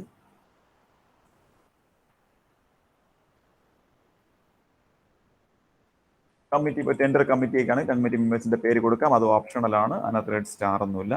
പക്ഷേ നമ്മളിവിടെ ഓപ്പണിംഗ് സമ്മറിയുടെ കാര്യത്തിൽ നമുക്ക് ഒരു ഡോക്യുമെൻ്റ് മാൻഡേറ്ററി ആയിരുന്നില്ല. പക്ഷേ ഇവിടെ മുതൽ ഒരു ഡോക്യുമെൻ്റ് നമുക്ക് മാൻഡേറ്ററി ആണ്. ഈ ഒരു സമ്മറി അപ്ലോഡ് ചെയ്യാനായിട്ട് അവരുടെ ക്വാളിഫൈ ചെയ്തുകൊണ്ട് ഒരു ഡോക്യുമെൻ്റ്, ഇപ്പോൾ ടെൻഡർ ഇവാലുവേഷൻ കമ്മിറ്റി ഉണ്ടെങ്കിൽ അവരുടെ ഒരു കമ്മിറ്റിയുടെ പ്രൊസീഡിങ്സ് ആവാം. ഒന്നുമില്ലെങ്കിൽ നമുക്ക് സ്വന്തമായിട്ടൊരു ഇവാലുവേഷൻ ഷീറ്റ് നമുക്ക് പ്രിപ്പയർ ചെയ്ത് വെച്ചേക്കാം. ഞാനിപ്പോൾ ഒരു സാമ്പിളിന് വേണ്ടി ഒരു ടെക്നിക്കൽ ഇവാലുവേഷൻ ഇങ്ങനെ തന്നെ ആവണമെന്നൊന്നുമില്ല, ചെയ്തു വെച്ചിട്ടുണ്ട്. ഇങ്ങനെ തന്നെ ആവണമെന്നൊന്നുമില്ല.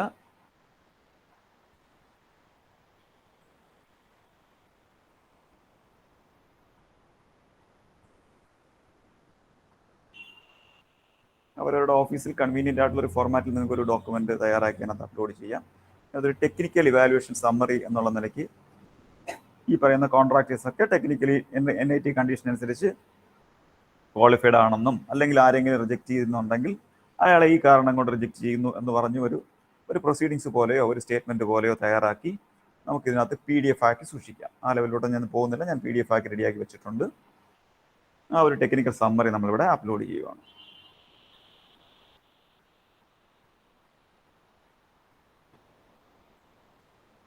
ആ ഒരു സമ്മറി അപ്ലോഡ് ചെയ്യാതെ പോകത്തില്ല, ഞാൻ സേവ് കൊടുത്താലും പോവില്ല, എറർ കാണിക്കും. File is not signed properly, try again. File കൊടുത്താലേ പോകത്തുള്ളൂ. ബ്രൗസ് ചെയ്യുന്നു.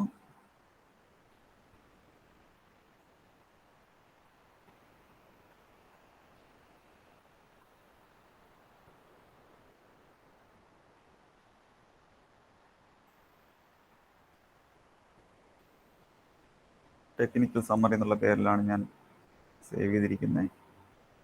സൈൻ ചെയ്യുന്നു.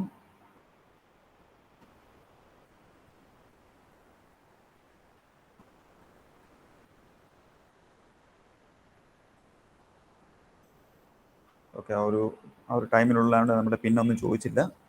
5 മിനിറ്റ് ആകാൻ പോകുന്നു.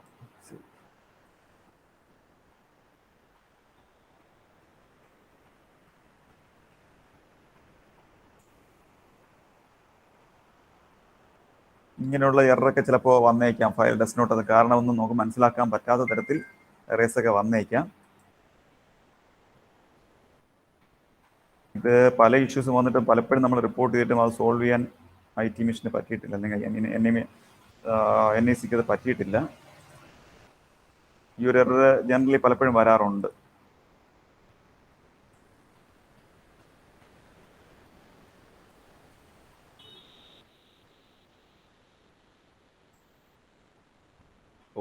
ലോഗൗട്ടായി.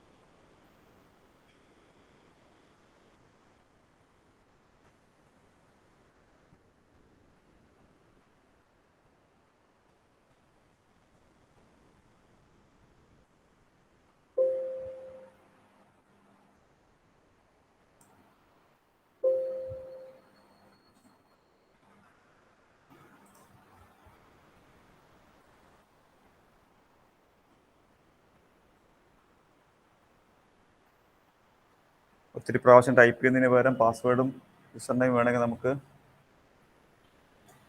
എവിടെയെങ്കിലും സേവ് ചെയ്ത് വെച്ചിട്ട് കോപ്പി പേസ്റ്റ് ചെയ്യാൻ പറ്റും. പാസ്വേഡും അങ്ങനെ ചെയ്യാൻ പറ്റും.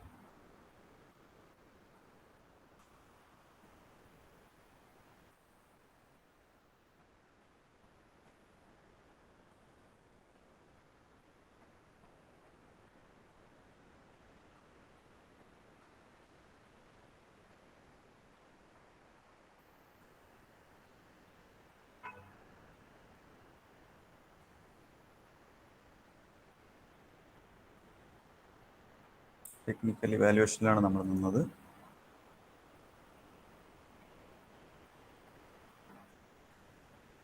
ഇവാലുവേഷൻ ID എന്ന് പറയുന്നത്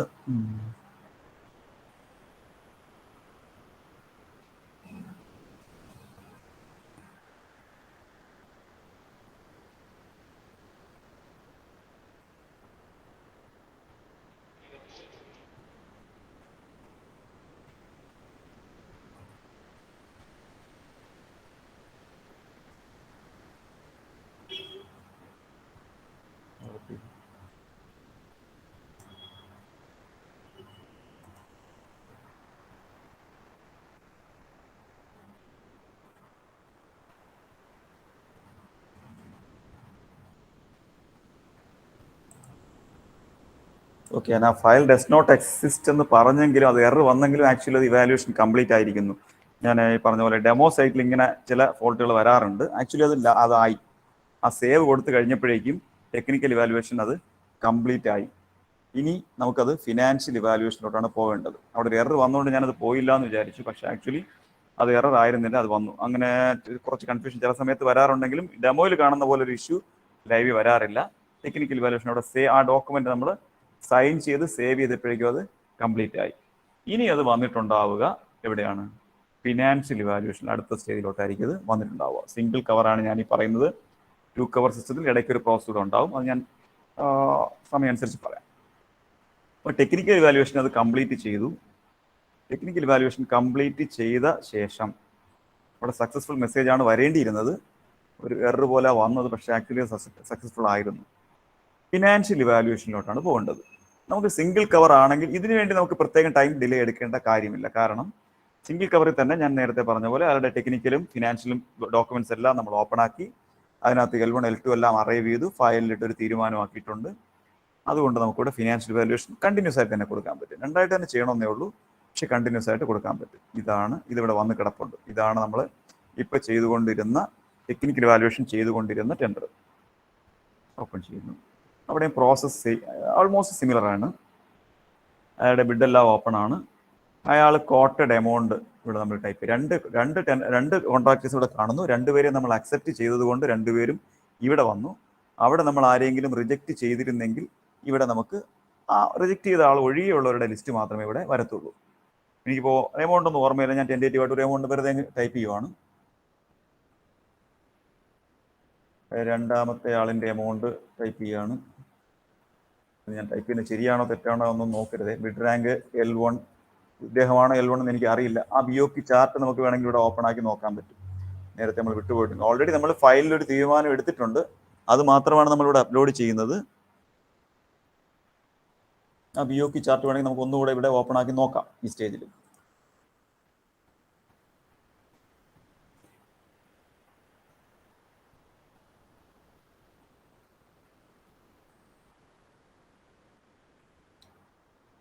അവിടെ L1 എന്ന് പറയുന്ന ഇ ടെൻഡർ എന്നുള്ള ഐഡിയ ആയിരുന്നു.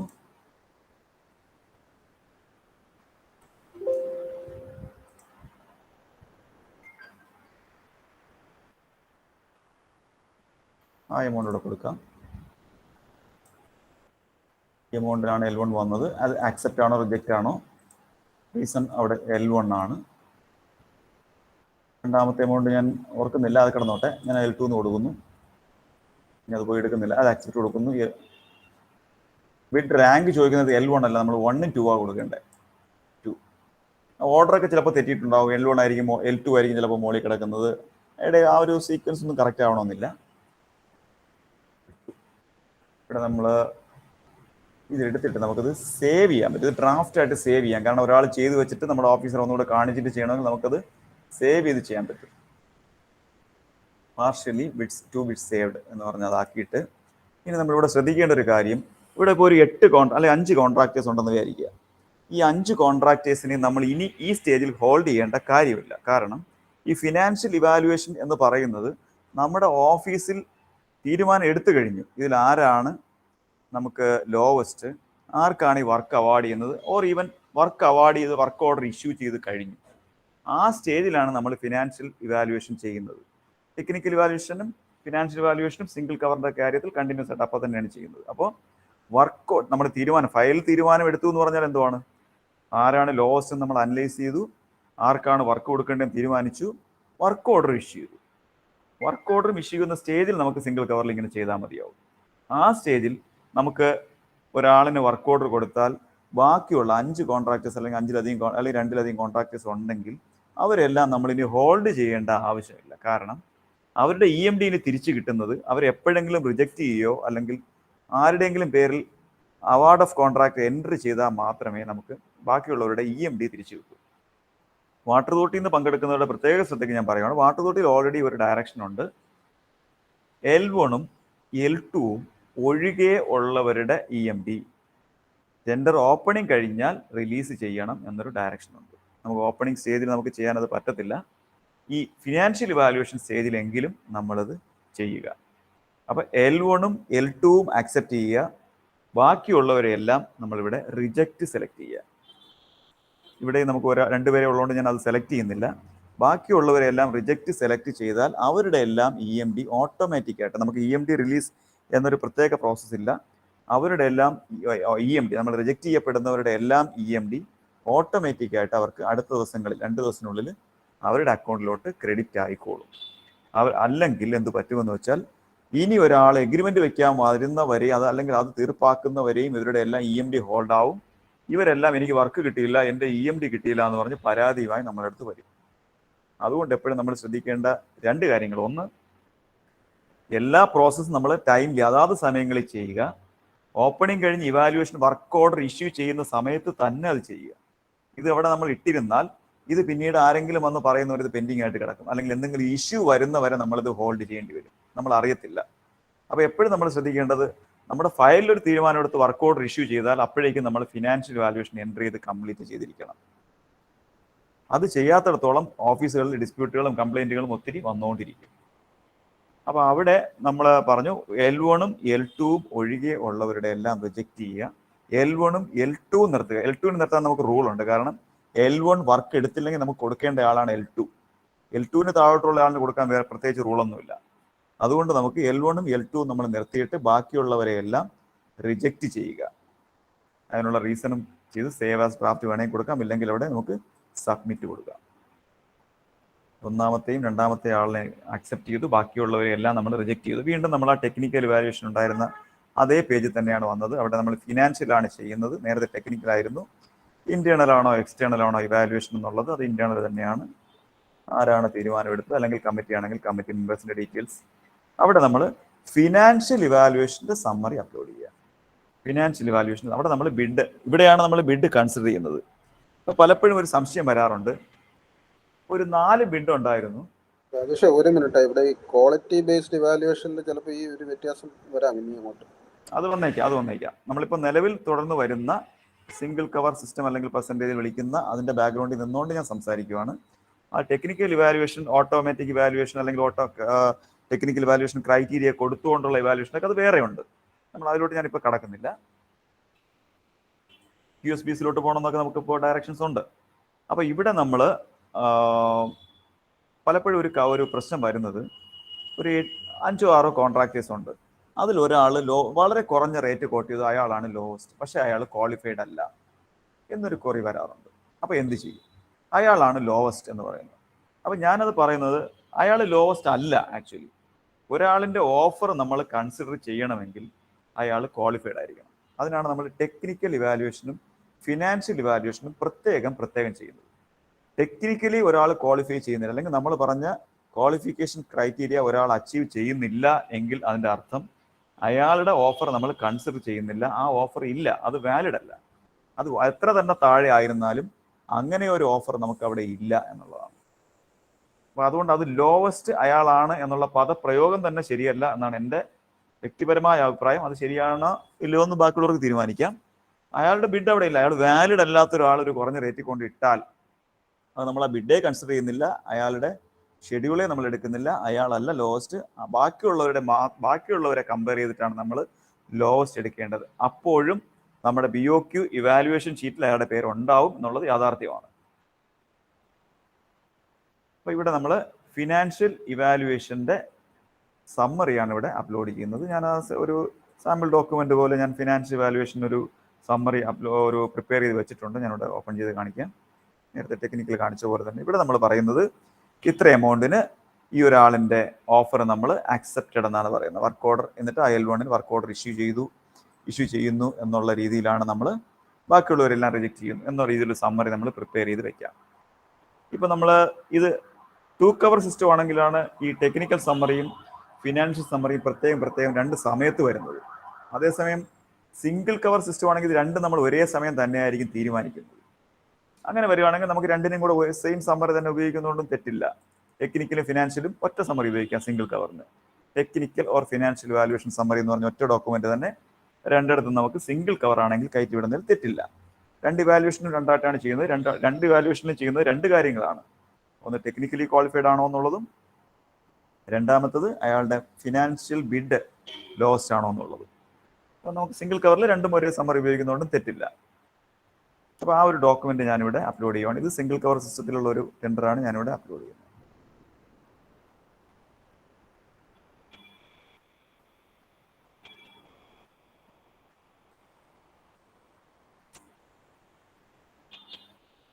ഫിനാൻഷ്യൽ സമ്മറി അവിടെ സ്പേസ് കിടക്കുന്നുണ്ട്. ഫിനാൻഷ്യൽ സമ്മറി അത് വേണമെങ്കിൽ അപ്ലോഡ് ചെയ്യാം. അല്ല ടെക്നോ ഫിനാൻഷ്യൽ സമ്മറി എന്ന് പറഞ്ഞൊരു ഡോക്യുമെന്റ് ഞാൻ അതങ്ങ് അപ്ലോഡ് ചെയ്യാം. കാരണം അതൊരു സ്പേസ് കിടക്കുന്നത്, ഇനി എറർ വരുത്തി തിരുത്താനൊന്നും വയ്യ. ഓക്കെ, സൈൻ ചെയ്യുന്നു. അവിടെ ഡോക്യുമെന്റ് വെരിഫിക്കേഷൻ എന്നൊരു പ്രശ്നമുണ്ട്, പക്ഷെ അത് കാണിക്കുന്നില്ല. ഇവിടെയും സൈനിങ് ഫെയിൽഡ് ആണ് കാണിച്ചത്.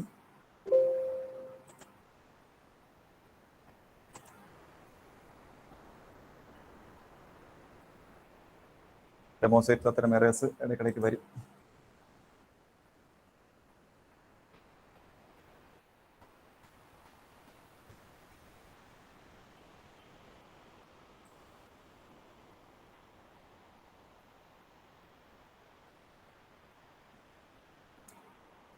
ഓ പ്ലീസ് റിമൂവ് സ്പെഷ്യൽ ക്യാരക്ടറാണ് പറയുന്നത്. ഞാനത് എൻ്റെ ഫയൽ നെയിമിൽ പ്രശ്നം ഉണ്ടായിരുന്നു, ഒരു അണ്ടർസ്കോർ ഉണ്ടായിരുന്നു.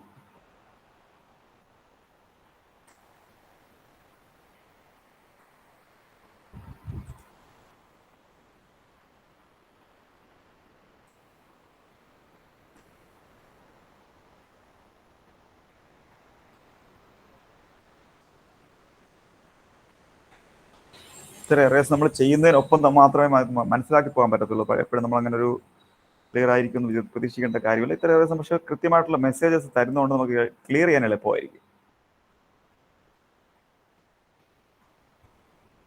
ഫിനാൻഷ്യൽ സമ്മറി,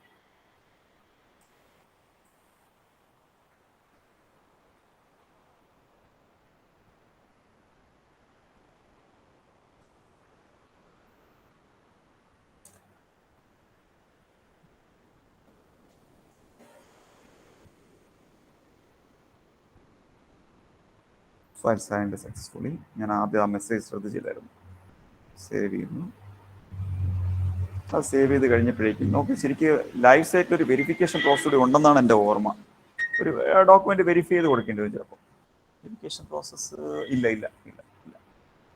ഓക്കെ, അപ്പോൾ അത് അപ്ലോഡായി. ഇതാണ് അതിൻ്റെ ഇതിൻ്റെ വേണമെങ്കിൽ ഒരു പ്രിന്റ് സമ്മറി വേണമെങ്കിൽ നമുക്ക് എടുക്കാം. വ്യൂ പ്രിന്റ് സമ്മറി എടുത്താൽ നമ്മൾ ഇവാലുവേഷൻ എൻ്റർ ചെയ്തതിൻ്റെ ഒരു സമ്മറി കിട്ടും. ഇത് വേണമെങ്കിൽ കോപ്പി എടുത്ത് നമുക്ക് ഫയലിലിട്ടേക്കാം. ഓരോ സ്റ്റേജിലും നമുക്കത് കിട്ടും. നമ്മൾ അപ്ലോഡ് ചെയ്ത ഡോക്യുമെന്റ് അതിൽ നിന്ന് തന്നെ ഡൗൺലോഡ് ചെയ്തെടുക്കാം. ഫയലിലിട്ടാൽ നല്ലതാണ്. അതിൻ്റെ അത്യാവശ്യം ഉണ്ടെന്ന് ഞാൻ പറയുന്നില്ല, കാരണം എല്ലാം നമുക്ക് സൈറ്റിൽ അവൈലബിൾ ആണ്. അത് ഫയലൊന്ന് നോട്ട് ചെയ്ത് അല്ലെങ്കിൽ റെക്കോർഡ് ചെയ്തിരുന്നാൽ മാത്രം മതിയാവും. അപ്പോൾ നമ്മളത് ഫിനാൻഷ്യൽ ഇവാലുവേഷനും കംപ്ലീറ്റ് ചെയ്തു. ഇനി നമ്മൾ ആ ഫിനാൻഷ്യൽ ഇവാലുവേഷനിൽ പോയാൽ ആ ടെൻഡർ അവിടെ ഉണ്ടാവത്തില്ല.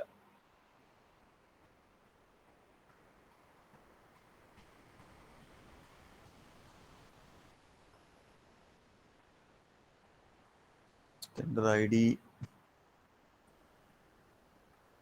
21 for NIC score 72615.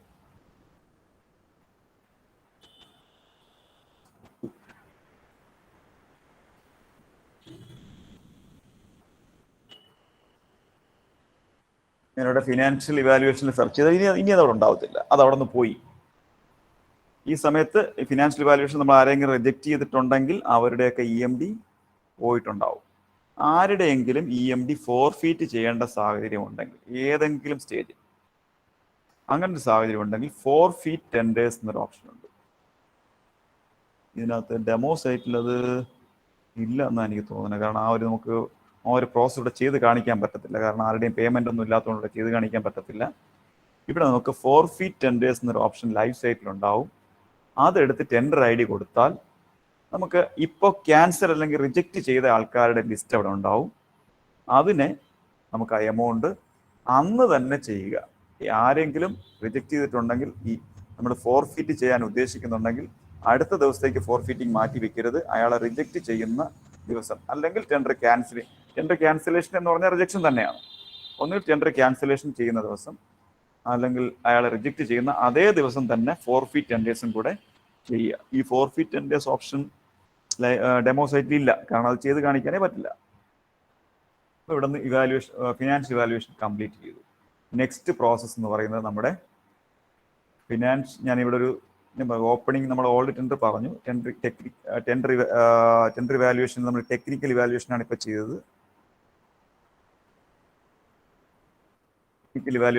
ചെയ്തത്.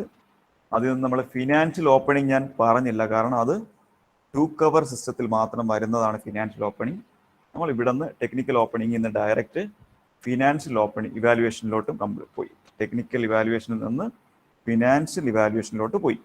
ഇനി നമുക്കുള്ള പ്രോസസ്സ് അവാർഡ് ഓഫ് കോൺട്രാക്ട്. ഇതിന്റെ പേര് വർക്ക് അവാർഡി എന്നാണ് അത് ഉദ്ദേശിക്കുന്നതെങ്കിലും പ്രത്യേകം ശ്രദ്ധിക്കുക, നമ്മുടെ വാട്ടർ അതോറിറ്റിയുടെ പാറ്റേണിൽ നിന്ന് ഞാൻ പറയുവാണ്. വേറെ ഡിപ്പാർട്ട്മെന്റിൽ വേറെ രീതി ആയിരിക്കാം. നമ്മൾ അവാർഡ് ഓഫ് കോൺട്രാക്ട് ആണ് അടുത്തെടുക്കുന്നത്.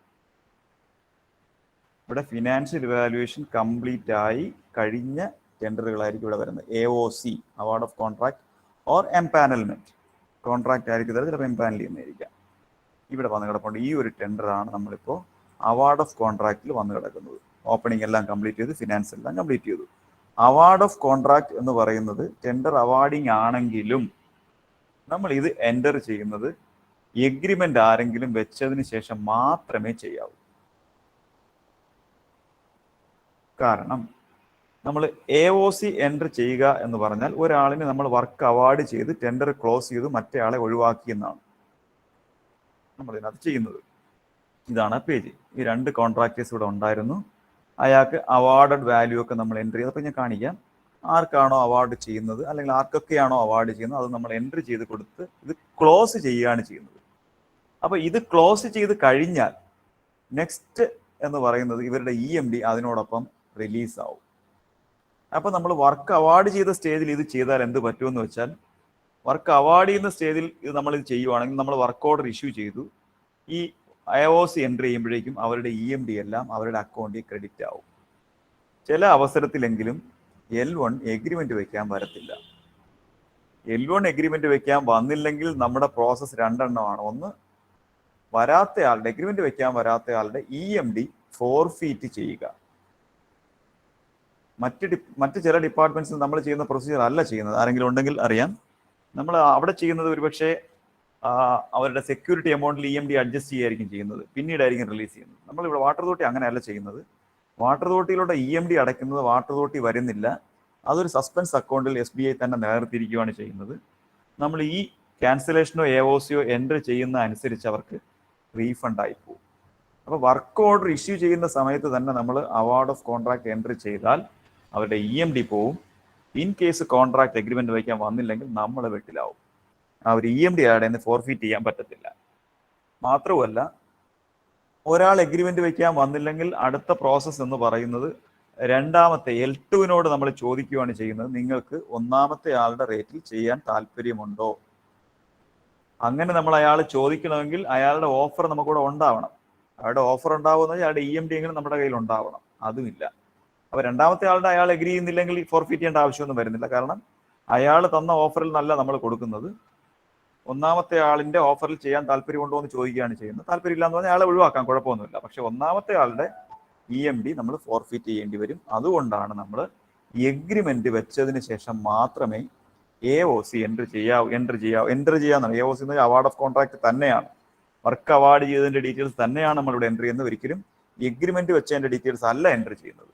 പക്ഷെ അതൊരല്പം ഡിലേ ചെയ്യുക. ബാക്കിയുള്ള പ്രൊസീജിയർ എല്ലാം അതാത് സമയങ്ങളിൽ ചെയ്തു പോവുക. AOC മാത്രം എഗ്രിമെന്റ് വയ്ക്കുന്ന അവസരത്തിൽ ചെയ്യുക. അല്ലെങ്കിൽ പിന്നെ വേറൊരു സാഹചര്യം കൊണ്ട് അത് ക്യാൻസൽ ചെയ്യേണ്ടി വന്നാൽ, മറ്റേ ആൾ എഗ്രിമെന്റ് വയ്ക്കാൻ വരാത്തതുകൊണ്ട് ക്യാൻസൽ ചെയ്യുന്ന ആ സ്റ്റേജിൽ മാത്രം ചെയ്യുക. ഫോർഫീറ്റ് ചെയ്യാനുള്ള സൗകര്യത്തിനാണ് നമ്മളത് ചെയ്യുന്നത്. ഇൻ കേസ് നേരത്തെ ചെയ്തു പോയാൽ അത് നമുക്ക് ഫോർഫീറ്റ് ചെയ്യാൻ പറ്റാത്ത സാഹചര്യം ഉണ്ടാവും. ഓക്കെ, അപ്പോൾ നമ്മൾ ഫിനാൻഷ്യൽ ഇവാലുവേഷൻ കംപ്ലീറ്റ് ചെയ്തു. അതിനകത്ത് L1ഉം L2ഉം ഒഴികെയുള്ള ആൾക്കാരെ നമ്മൾ റിജക്റ്റ് ചെയ്തിരുന്നു.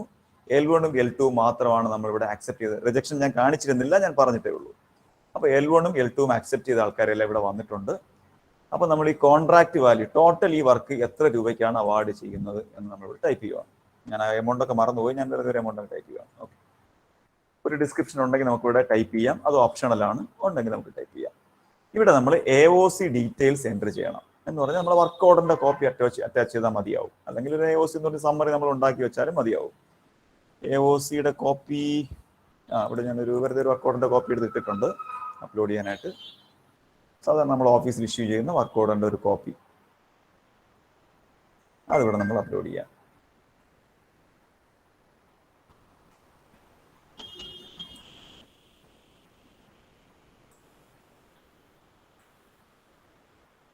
AOC സൈൻ ചെയ്യുന്നു.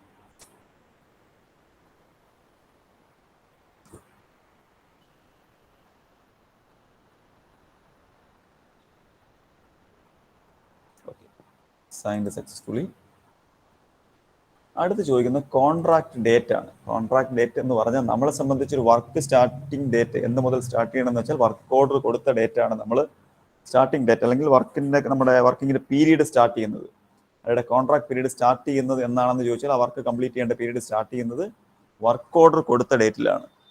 അതുകൊണ്ട് ആ കോൺട്രാക്ട് ഡേറ്റ് നമ്മൾ എൻട്രി ചെയ്യുകയാണ്. നമ്മൾ ഇവിടെ ശ്രദ്ധിക്കേണ്ട ഒരു കാര്യം, പലപ്പോഴും നമ്മൾ ഫിനാൻഷ്യൽ ഇവാലുവേഷൻ ചെയ്യാൻ വിട്ടുപോവുകയോ താമസിച്ച് ചെയ്യുകയോ ചെയ്താൽ അതിന് ശേഷമുള്ള ഡേറ്റ് മാത്രമേ ഇവിടെ എടുക്കൂ. ഇവിടെ പഴയ ഡേറ്റ് എടുക്കത്തില്ല. ഇന്നാണ് ഫിനാൻഷ്യൽ ഇവാലുവേഷൻ ചെയ്തതെങ്കിൽ അതിന് ശേഷമുള്ള ഡേറ്റ് ഇവിടെ എടുക്കും. നമ്മൾ പഴയ ഡേറ്റ് കൊടുത്താൽ ഇവിടെ എടുക്കത്തില്ല.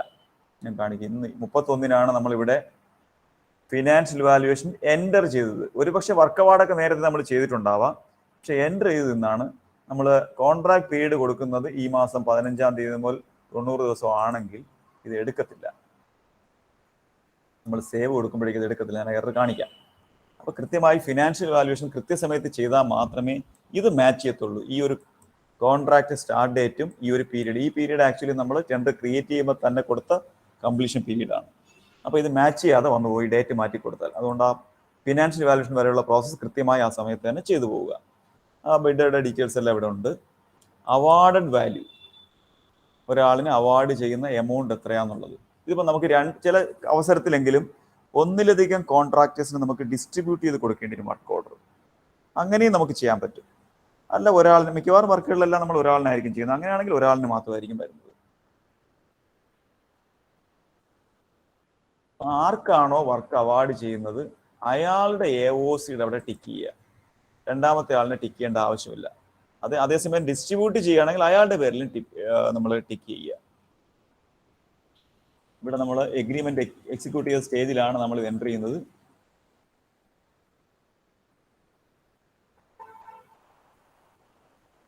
L2 ആയതുകൊണ്ട് നമ്മൾ റിജക്റ്റഡ്.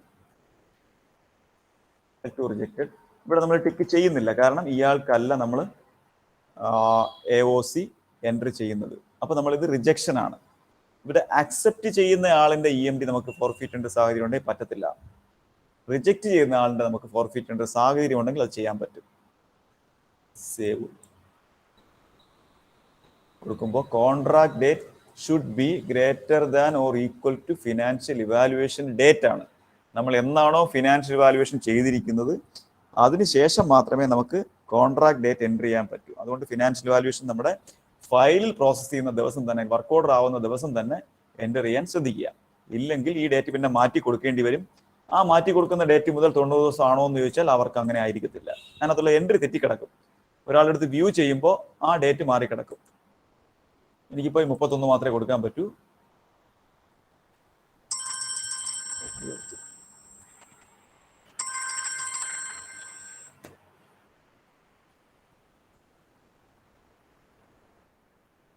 ഡോക്യുമെന്റ് അപ്ലോഡ് ചെയ്ത് മിക്കവാറും അവിടെ തന്നെ ഉണ്ടാവും.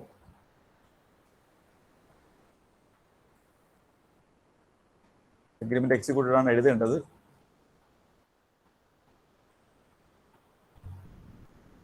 ഓക്കെ, ഇപ്പോഴേക്കും ആ AOC അവിടെ അപ്ലോഡ് ആയി കഴിഞ്ഞു. പ്രിന്റ് അവാർഡ് ഓഫ് കോൺട്രാക്ട് കൊടുത്താൽ ആ ഒരു അവാർഡ് ഓഫ് കോൺട്രാക്ട് കൊടുത്തതിൻ്റെ ഒരു സമ്മറി നമുക്ക് ഡൗൺലോഡ് ആയി കിട്ടും.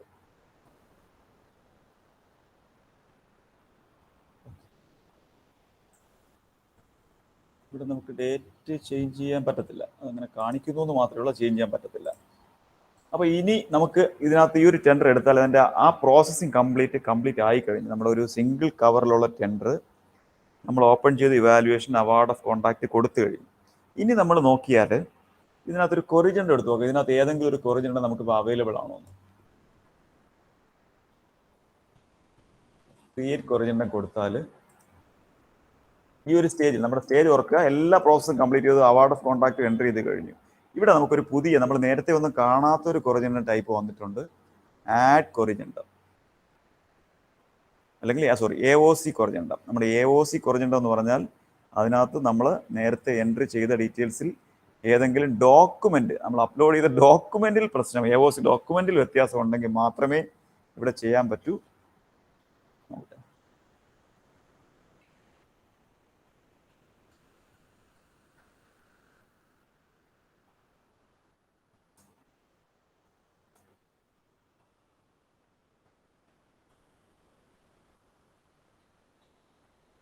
ഇവിടെ ഞാനൊരു ടെസ്റ്റ് ഡോക്യുമെന്റ് ചെയ്യാം. ഈ ടൈപ്പ് കൊറിജൻഡർ നമ്മുടെ ആദ്യത്തെ ലിസ്റ്റിൽ ഉണ്ടായിരുന്നില്ല.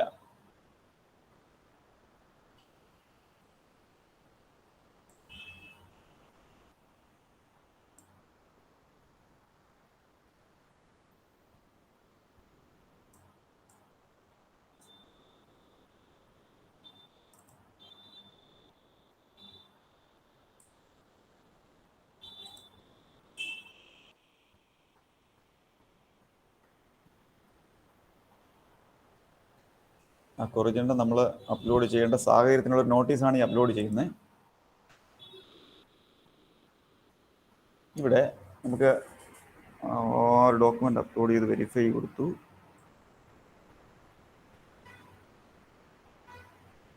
നെക്സ്റ്റ് കൊടുത്താൽ വീണ്ടും ആ പേജ് വന്നു. അത് നമുക്കൊരു കറക്ഷൻ ചെയ്യാനുള്ള പ്രൊവിഷൻ ഇതിനകത്തുണ്ട്. AOC എൻട്രി ചെയ്തതിൽ എന്തെങ്കിലും മിസ്റ്റേക്ക് ഉണ്ടെങ്കിൽ നമുക്ക് AOC കറക്ഷൻ ചെയ്തിടാൻ പറ്റും. ആ ഡോക്യുമെൻറ്റും എന്താണ് ഒന്നുകൂടെ അപ്ലോഡ് ചെയ്ത് കറക്റ്റ് ചെയ്യാൻ പറ്റും. നേരത്തെ ഡോക്യുമെൻറ്റ് മാത്രമേ അപ്ലോഡ് ചെയ്യാൻ പറ്റുന്നുണ്ടായിരുന്നുള്ളൂ. ഇത് ലൈവ് സൈറ്റിൽ ഇങ്ങനെയാണോ എന്ന് എനിക്ക് ഷുവർ അല്ല. എന്തായാലും ഒരു AOC കുറഞ്ഞിട്ട് നമുക്ക് ചെയ്യാൻ പറ്റും. ആ ഡോക്യുമെൻ്റെങ്കിലും നമുക്ക് മാറ്റി അപ്ലോഡ് ചെയ്യാനുള്ള പ്രൊവിഷൻ ഇവിടെ ഉണ്ടാവും. അപ്പോൾ ടെൻഡറിൻ്റെ ഒരു നോർമലി ഒരു സിംഗിൾ കവർ ടെൻഡറിൻ്റെ എല്ലാ പ്രോസസ്സും നമ്മളിവിടെ AOC വരെ കംപ്ലീറ്റ് ചെയ്തു. ഇതിനകത്ത് ഇനി നമുക്ക് 2 കവർ ആണെങ്കിൽ എങ്ങനെയാണ് അതിൻ്റെ ഓപ്പണിംഗ് എന്നുള്ളതിനെ പറ്റി ഒന്ന് ജസ്റ്റ് പറഞ്ഞിട്ട് നമുക്ക് ബാക്കി കാര്യങ്ങൾ ഡിസ്കസ് ചെയ്യാം.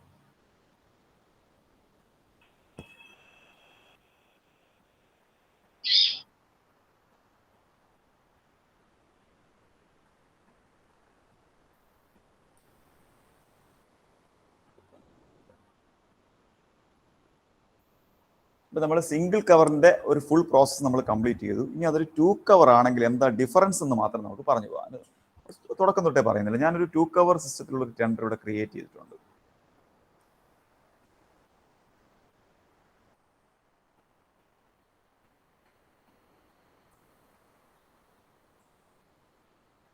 ടെൻഡർ ഇപ്പോൾ ഓപ്പണിംഗ് സ്റ്റേജിലാണ്. ഞാൻ അത് എല്ലാവർക്കും എടുക്കാൻ വേണ്ടിയിട്ട് തന്നെ കോൺട്രാക്ടേഴ്സ് അത് കോട്ട് ചെയ്യുന്ന ലെവലിലൊക്കെ കൊണ്ടെത്തിച്ചിട്ടുണ്ട്. അത് ഓപ്പൺ ചെയ്തു.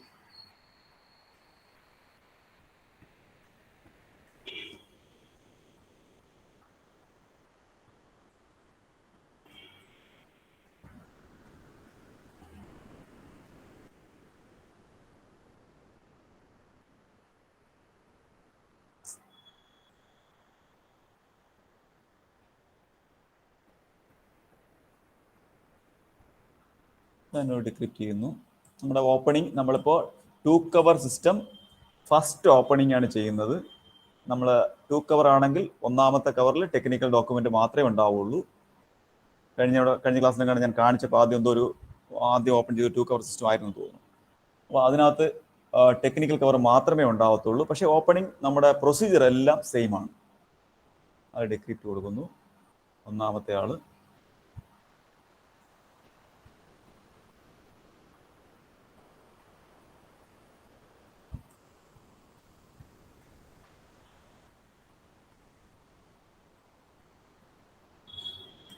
പ്രൊസീജിയറിലൊന്നും വ്യത്യാസമില്ല. ആ ഡിസ്പ്ലേയിലും വ്യത്യാസമൊന്നുമില്ല.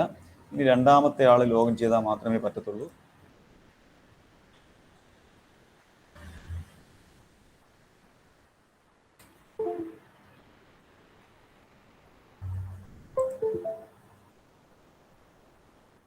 രണ്ടാമത്തെ ഓപ്പണർ ലോഗിൻ ചെയ്യുന്നു.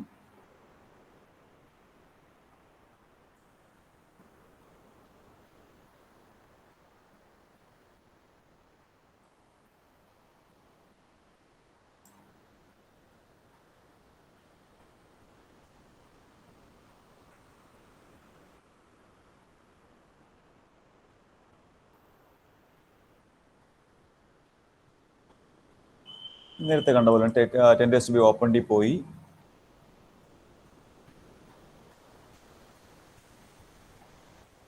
ഈ കാണുന്ന ടെൻഡറാണ് നമുക്ക് 2 കവർ സിസ്റ്റത്തിൽ ഇപ്പോൾ നമ്മൾ ഓപ്പൺ ചെയ്ത് നിർത്തിയിരിക്കുന്നത്. ഒരാൾ ഓപ്പൺ ചെയ്ത് നിർത്തിയിരിക്കുന്നത്.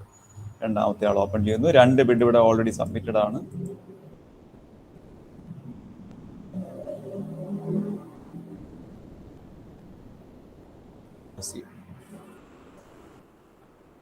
ഇവിടെ നോക്കുക, ഫീ പ്രീ ക്വാളിഫിക്കേഷൻ ടെക്നിക്കൽ മാത്രമേ ഇവിടെ കാണിക്കുന്നുള്ളൂ. സിംഗിൾ കവർ ആയിരുന്നെങ്കിൽ അവിടെ ഫിനാൻസും കൂടെ കാണിക്കുമായിരുന്നു. ഒരു ഇവിടുത്തെ ഇതിന്റെ ഹെഡിങ്ങും അങ്ങനെ തന്നെയാണ്, ഫീ പ്രീ ക്വാളിഫിക്കേഷൻ ഓർ ടെക്നിക്കൽ, അത്രയും ഡീറ്റെയിൽസ് മാത്രമേ ഇതിനകത്ത് ഉണ്ടാവത്തുള്ളൂ. നമ്മൾ ക്വിക്ക് ബിഡ് ഓപ്പണിങ്ങിലോട്ട് ഞാനിപ്പോൾ പോകുന്നില്ല അത് കാണിക്കാനായിട്ട്. ബിഡ് ഓപ്പണിങ്ങിൽ പോയാൽ അതിനകത്ത് BOQ ഉണ്ടാവത്തില്ല. നേരത്തെ നമ്മൾ നോക്കിയപ്പോൾ സിംഗിൾ കവർ ഓപ്പൺ ചെയ്യാൻ നോക്കിയപ്പോൾ ടെക്നിക്കൽ ഡോക്യുമെന്റ്സും BOQ അതിനകത്ത് ഉണ്ടായിരുന്നു, എക്സൽ ഷീറ്റും അതിനകത്ത് ഉണ്ടായിരുന്നു. ഇതിനകത്ത് നമ്മൾ ടെക്നിക്കൽ ആയിട്ടുള്ള ഡോക്യുമെന്റ്സ് മാത്രമാണ് നമ്മളിവിടെ ഈ സമയത്ത് ഓപ്പൺ ചെയ്യുന്നത്. ഇത് നമുക്ക് ഡൗൺലോഡ് ചെയ്യാം, അത് അക്സെപ്റ്റ് ചെയ്യുക, നെക്സ്റ്റ്.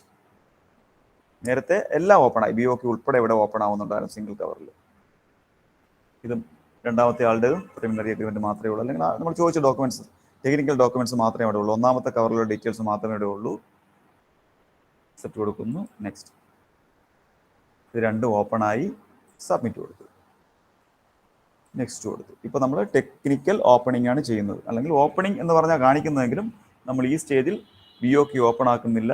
അതിന് 2 സ്റ്റേജ് ഓപ്പണിംഗ് ഉണ്ട്, അത് നമ്മൾ ടെക്നിക്കൽ ഓപ്പണിംഗ് ആണ്.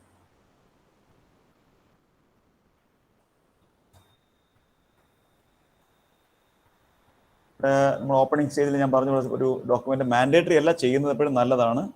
ഞാനൊരു സാമ്പിൾ കാണിക്കാം. ഒരു ഓപ്പണിംഗ് സമ്മറി നമുക്ക് ഓഫീസിൽ എപ്പോഴും നമുക്ക് ചെയ്ത് വെക്കാൻ പറ്റും. ഇത്തരം ഡീറ്റെയിൽസ് കൊടുത്തൊരു സമ്മറി ചെയ്ത് വെച്ചാൽ വളരെ നല്ലതാണ്.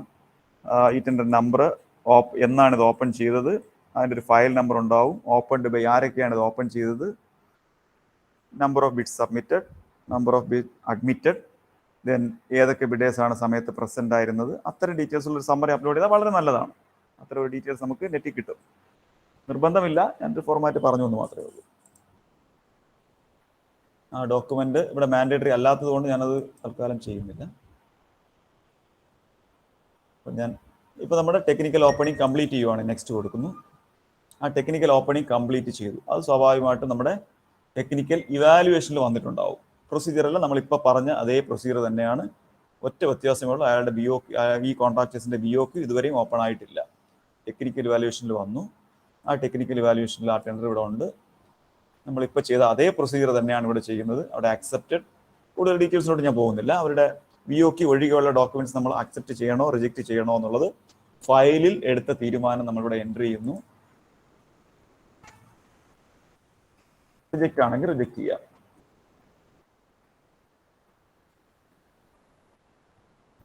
കൊടുക്കുന്നു. നമ്മുടെ എടുത്ത തീരുമാനത്തിന് ഒരു ഡോക്യുമെന്റ് അല്ലെങ്കിൽ ഒരു പ്രൊസീഡിങ്സ് ഉണ്ടാവും. ആ പ്രൊസീഡിങ്സ് ഇവിടെ അറ്റാച്ച് ചെയ്യുന്നു.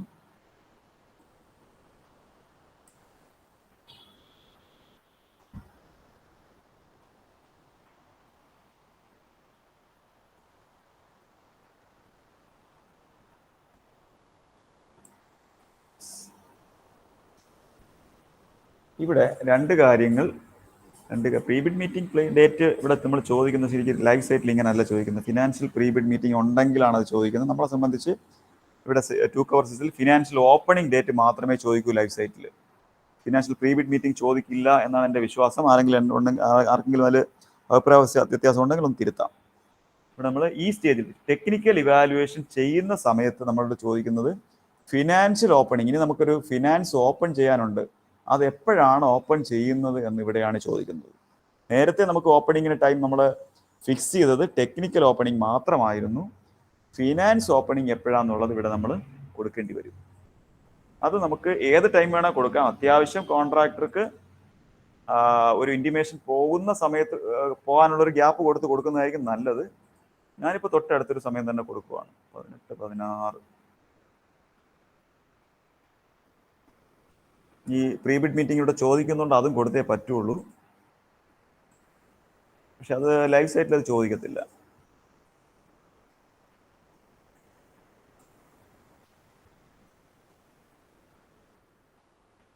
ആ ഒരു ചെറിയ വ്യത്യാസം ഉണ്ടെങ്കിലേ പോകത്തുള്ളൂ. സെയിം ടൈം കൊണ്ട് എടുക്കുന്നില്ല.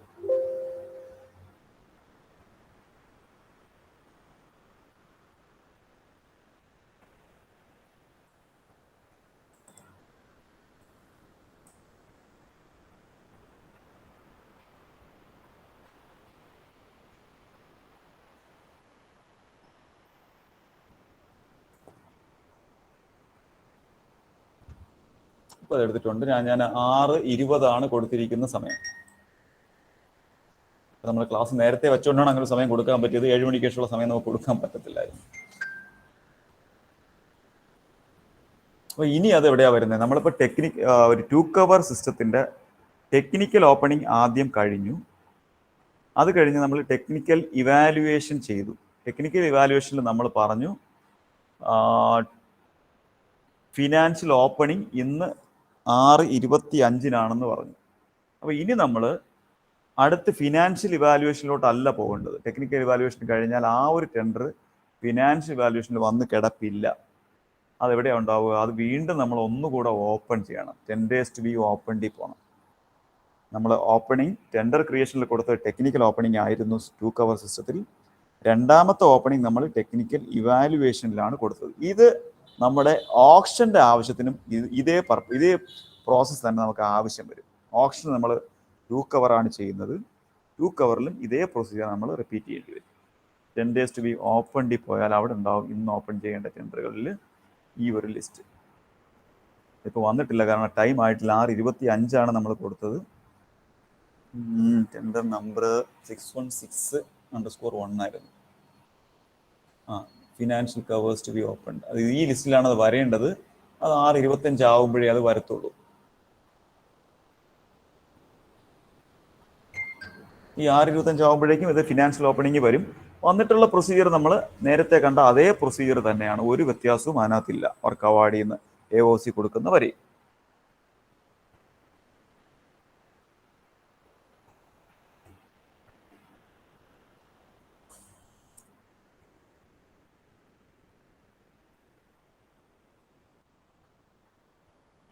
ഇപ്പോൾ AOC വരെയുള്ള പ്രൊസീജിയർ നമ്മൾ കംപ്ലീറ്റ് ചെയ്യും. ഞാൻ 6:25 ഒന്നുകൂടെ കാണിക്കാം. ഇതുവരെയുള്ള കാര്യങ്ങളിൽ എന്തെങ്കിലും പെട്ടെന്ന് പറയാനുണ്ടെങ്കിൽ ചോദിച്ചാൽ ഞാൻ അത് പറയാം. അല്ലെങ്കിൽ 6:25 ഇത് ഓപ്പണിംഗ് കൂടെ കാണിച്ചിട്ട് നമുക്ക് അടുത്തതിലൂടെ കിടക്കാം.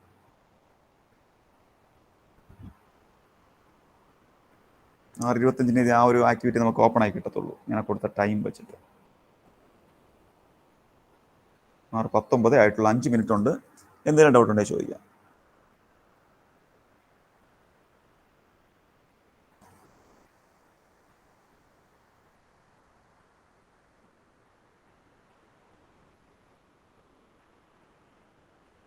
ആരും ഒന്നും ചോദിക്കുന്നില്ലെങ്കിൽ ഞാൻ ആ ഒരു MIS റിപ്പോർട്ടിനകത്തോട്ട് കൂടെ ഒന്ന് പോവാം.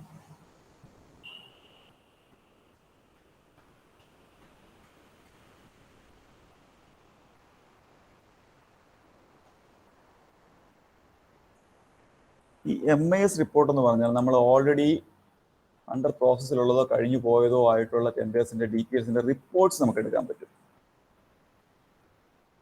അതിൻ്റെ ഡോക്യുമെന്റ്സ് ഡൗൺലോഡ് ചെയ്യാൻ പറ്റും. അതിൻ്റെ സ്റ്റാറ്റസ് അറിയാൻ പറ്റും. അല്ലെങ്കിൽ അതിൻ്റെ EMD റീഫണ്ട് ഡീറ്റെയിൽസ് അറിയാൻ പറ്റും.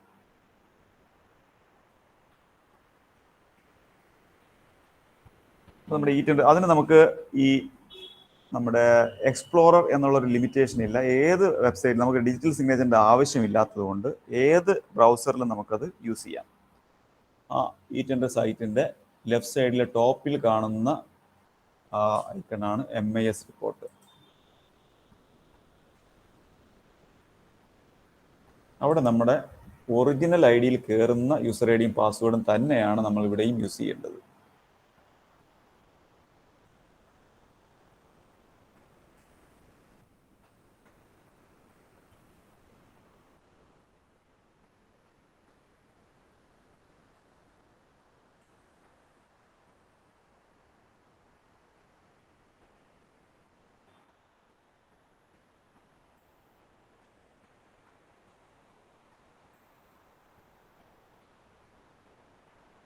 അപ്പോൾ ഈ ഒരു പേജിലാണ് നമ്മുടെ MIS റിപ്പോർട്ടിൽ കയറി വരുമ്പോൾ നമ്മുടെ ലോഗിൻ പേജ്, നമ്മുടെ ലോഗിൻ ID യും പാസ്വേഡും എല്ലാം നമ്മൾ ഉപയോഗിച്ച് തന്നെയാണ് ഉപയോഗിക്കുന്നത്. ആ MIS റിപ്പോർട്ടിനകത്ത് കയറാനായിട്ട് നമുക്ക് ഡിജിറ്റൽ സിഗ്നേച്ചറിൻ്റെ ഒരു ആക്ടിവിറ്റി ഒന്നും ചെയ്യാൻ പറ്റത്തില്ല. റിപ്പോർട്ട്സ് മാത്രമേ എടുക്കാൻ പറ്റൂ. അതുകൊണ്ട് തന്നെ അവിടെ നമുക്ക് ഡിജിറ്റൽ സിഗ്നേച്ചറിൻ്റെ ആവശ്യമില്ല.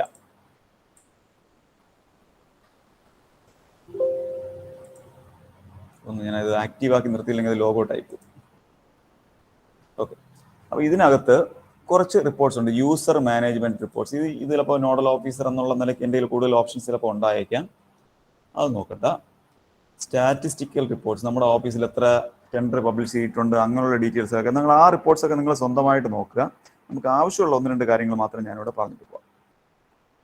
ടെൻഡർ മാനേജ്മെന്റ് റിപ്പോർട്ട്സ്, ഇതിനകത്താണ് നമുക്ക് ആവശ്യമുള്ള കുറച്ച് കാര്യങ്ങളുള്ളത്.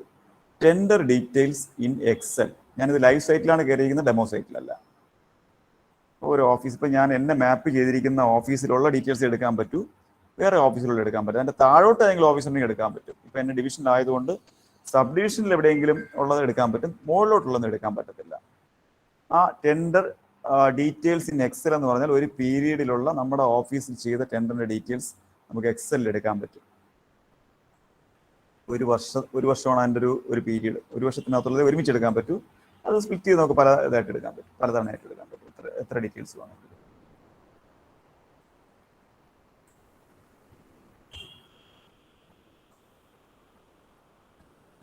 ആ ഒരു പീരീഡ് കൊടുത്തു, സെർച്ച് കൊടുത്തു. അത് എക്സലിലാണ് ഓപ്പൺ ആവുന്നത്. ഇപ്പോൾ നമ്മുടെ ഓഫീസിലെ ടെൻഡറുകളുടെ ഒരു ഓവറോൾ സ്റ്റാറ്റസ് എന്താണെന്ന് അറിയണമെങ്കിൽ ഈ ഒരു എക്സൽ ഓപ്പൺ ചെയ്ത് നോക്കിയാൽ നമുക്ക് അറിയാൻ പറ്റും. ഇതിനകത്ത് കാണാമെന്ന് വിചാരിക്കുന്നു. അതിനകത്ത് താഴത്തെ ടാബ് നോക്കി അറിയാം. പബ്ലിഷ്ഡ് എന്ന് കാണുന്നുണ്ട്, ഇൻ പ്രോഗ്രസ് കാണുന്നുണ്ട്, നോ റെസ്പോൺസ് കാണുന്നുണ്ട്, AOC കാണുന്നുണ്ട്, ടെൻഡർ കം ഓപ്ഷൻ കാണുന്നുണ്ട്. പബ്ലിഷ്ഡ് എന്ന് പറഞ്ഞാൽ ഈ ഓഫീസിൽ ആ ഒരു പീരീഡിൽ എത്ര ടെൻഡർ പബ്ലിഷ് ചെയ്തിട്ടുണ്ട് എന്നുള്ളതാണ്.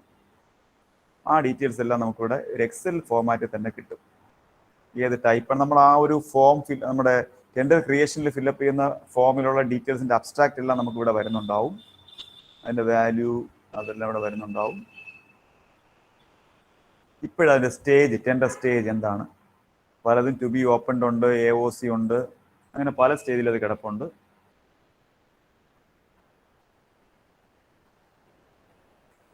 അങ്ങനെ ആ ഒരു നമുക്ക് അറിയാൻ പറ്റും. രണ്ടാമത്തത് ഇൻ പ്രോഗ്രസ്, ഏതെങ്കിലും ഇപ്പം ലൈവായിട്ട് ഉണ്ടോ എന്നുള്ളത്. ലൈവ് ടെൻഡേഴ്സ് ഒന്നും ഈ ഓഫീസിൽ കാണുന്നില്ല. നോ റെസ്പോൺസ്, ഒരു റെസ്പോൺസും ഇല്ലാതെ എത്ര ടെൻഡേഴ്സ് ഉണ്ടെന്നുള്ളത് ഇവിടെ കാണുന്നുണ്ട്. ഈ ഇത്രയും ടെൻഡേഴ്സ് ഒന്നും റെസ്പോൺസ് ഉണ്ടായിരുന്നില്ല. അവാർഡ് ഓഫ് കോൺട്രാക്ട്, ഇത് ഏതൊക്കെ അവർക്കാണ് അവാർഡ് ഓഫ് കോൺട്രാക്ട് ആയത്, ആർക്കൊക്കെയാണ് അവാർഡ് ആയിരിക്കുന്നത് എന്നുള്ള ഡീറ്റെയിൽസും ഒക്കെ നമുക്കിവിടെ അറിയാൻ പറ്റും. കോൺട്രാക്ടറുടെ പേര്,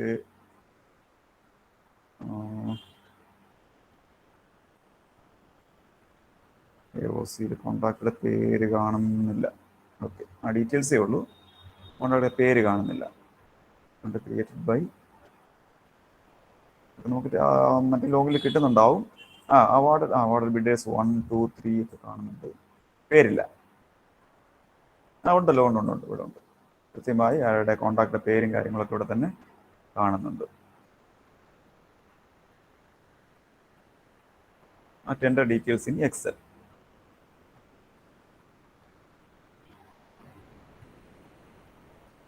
അടുത്ത ഓപ്ഷൻ എന്ന് പറയുന്നത്, ഇതിൽ പല ഓപ്ഷൻസും ഉണ്ട്, നമുക്ക് പല റിപ്പോർട്ട്സും എടുക്കാൻ പറ്റും. നമുക്ക് യൂസ്ഫുൾ ആയിട്ടുള്ള മാത്രം ഞാൻ പെട്ടെന്ന് എപ്പോഴും ആവശ്യം വരുന്ന മാത്രം ഞാൻ പറയുവാണ്.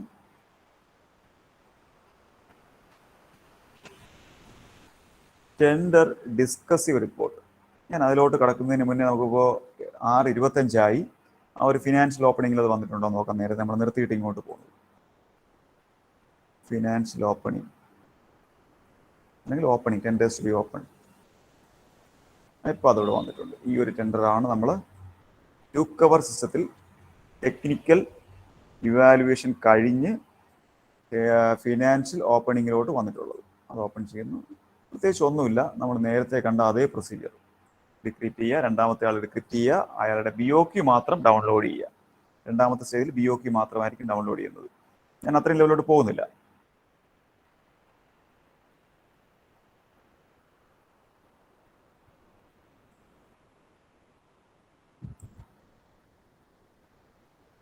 ഇനി രണ്ടാമത്തെ ആൾ ഓപ്പൺ ചെയ്യുക. നമ്മൾ നേരത്തെ ചെയ്ത അതേ പ്രൊസീജിയറാണ്. ഫിനാൻഷ്യൽ ഇവാലുവേഷൻ സമ്മറി അപ്ലോഡ് ചെയ്യുക, AOC പിന്നീട് എൻ്റർ ചെയ്യുക. തിരിച്ച് ഞാനിവിടെ വരുന്നു. ഓക്കെ, അപ്പോൾ നമ്മൾ ടെൻഡർ MIS റിപ്പോർട്ടിനകത്ത് ടെൻഡർ ഡീറ്റെയിൽസ് ഇൻ എക്സൽ പറഞ്ഞാൽ അത് വളരെ യൂസ്ഫുൾ ആയിട്ടുള്ള ഒരു റെക്കോർഡാണ് അതിൽ നിന്ന് കിട്ടുന്നത്. പലപ്പോഴും നമുക്ക് മിസ്സിംഗ് ആയിട്ടുള്ള ടെൻഡേഴ്സ് എവിടെയാണ് കണ്ടുപിടിക്കാൻ ഒരു പക്ഷേ ഈ ഡീറ്റെയിൽസ് നമുക്ക് സഹായിക്കും. ടെൻഡർ കൊറിജണ്ടം പബ്ലിഷ് റിപ്പോർട്ട്, അതൊക്കെ നമുക്ക് റിപ്പോർട്ടായിട്ട് കിട്ടും. ആവശ്യമുള്ളവരെടുത്ത് നോക്കിയാൽ മതിയാവും. ടെൻഡർ ഡിസ്കസീവ് റിപ്പോർട്ട്, ഇതിനകത്താണ് നമ്മുടെ ഒരു കഴിഞ്ഞു പോയ ടെൻഡറിൻ്റെ കംപ്ലീറ്റ് ഹിസ്റ്ററി, കംപ്ലീറ്റ് ഡീറ്റെയിൽസ് അവിടെ വരുന്നത്. ഈ ടെൻഡർ ഡിസ്കസീവ് റിപ്പോർട്ടിനകത്താണ്. ടെൻഡർ ID നമ്മൾ കൊടുക്കേണ്ടി വരും. ആ ഒരു എക്സൽ ഡൗൺലോഡ് ചെയ്ത് പോയോ?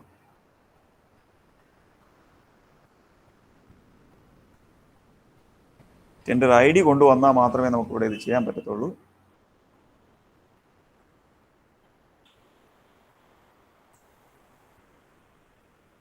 ഈ ഒരു ടെൻഡറിനെയാണ് നമ്മളിവിടെ നോക്കുന്നത്. ടെൻഡർ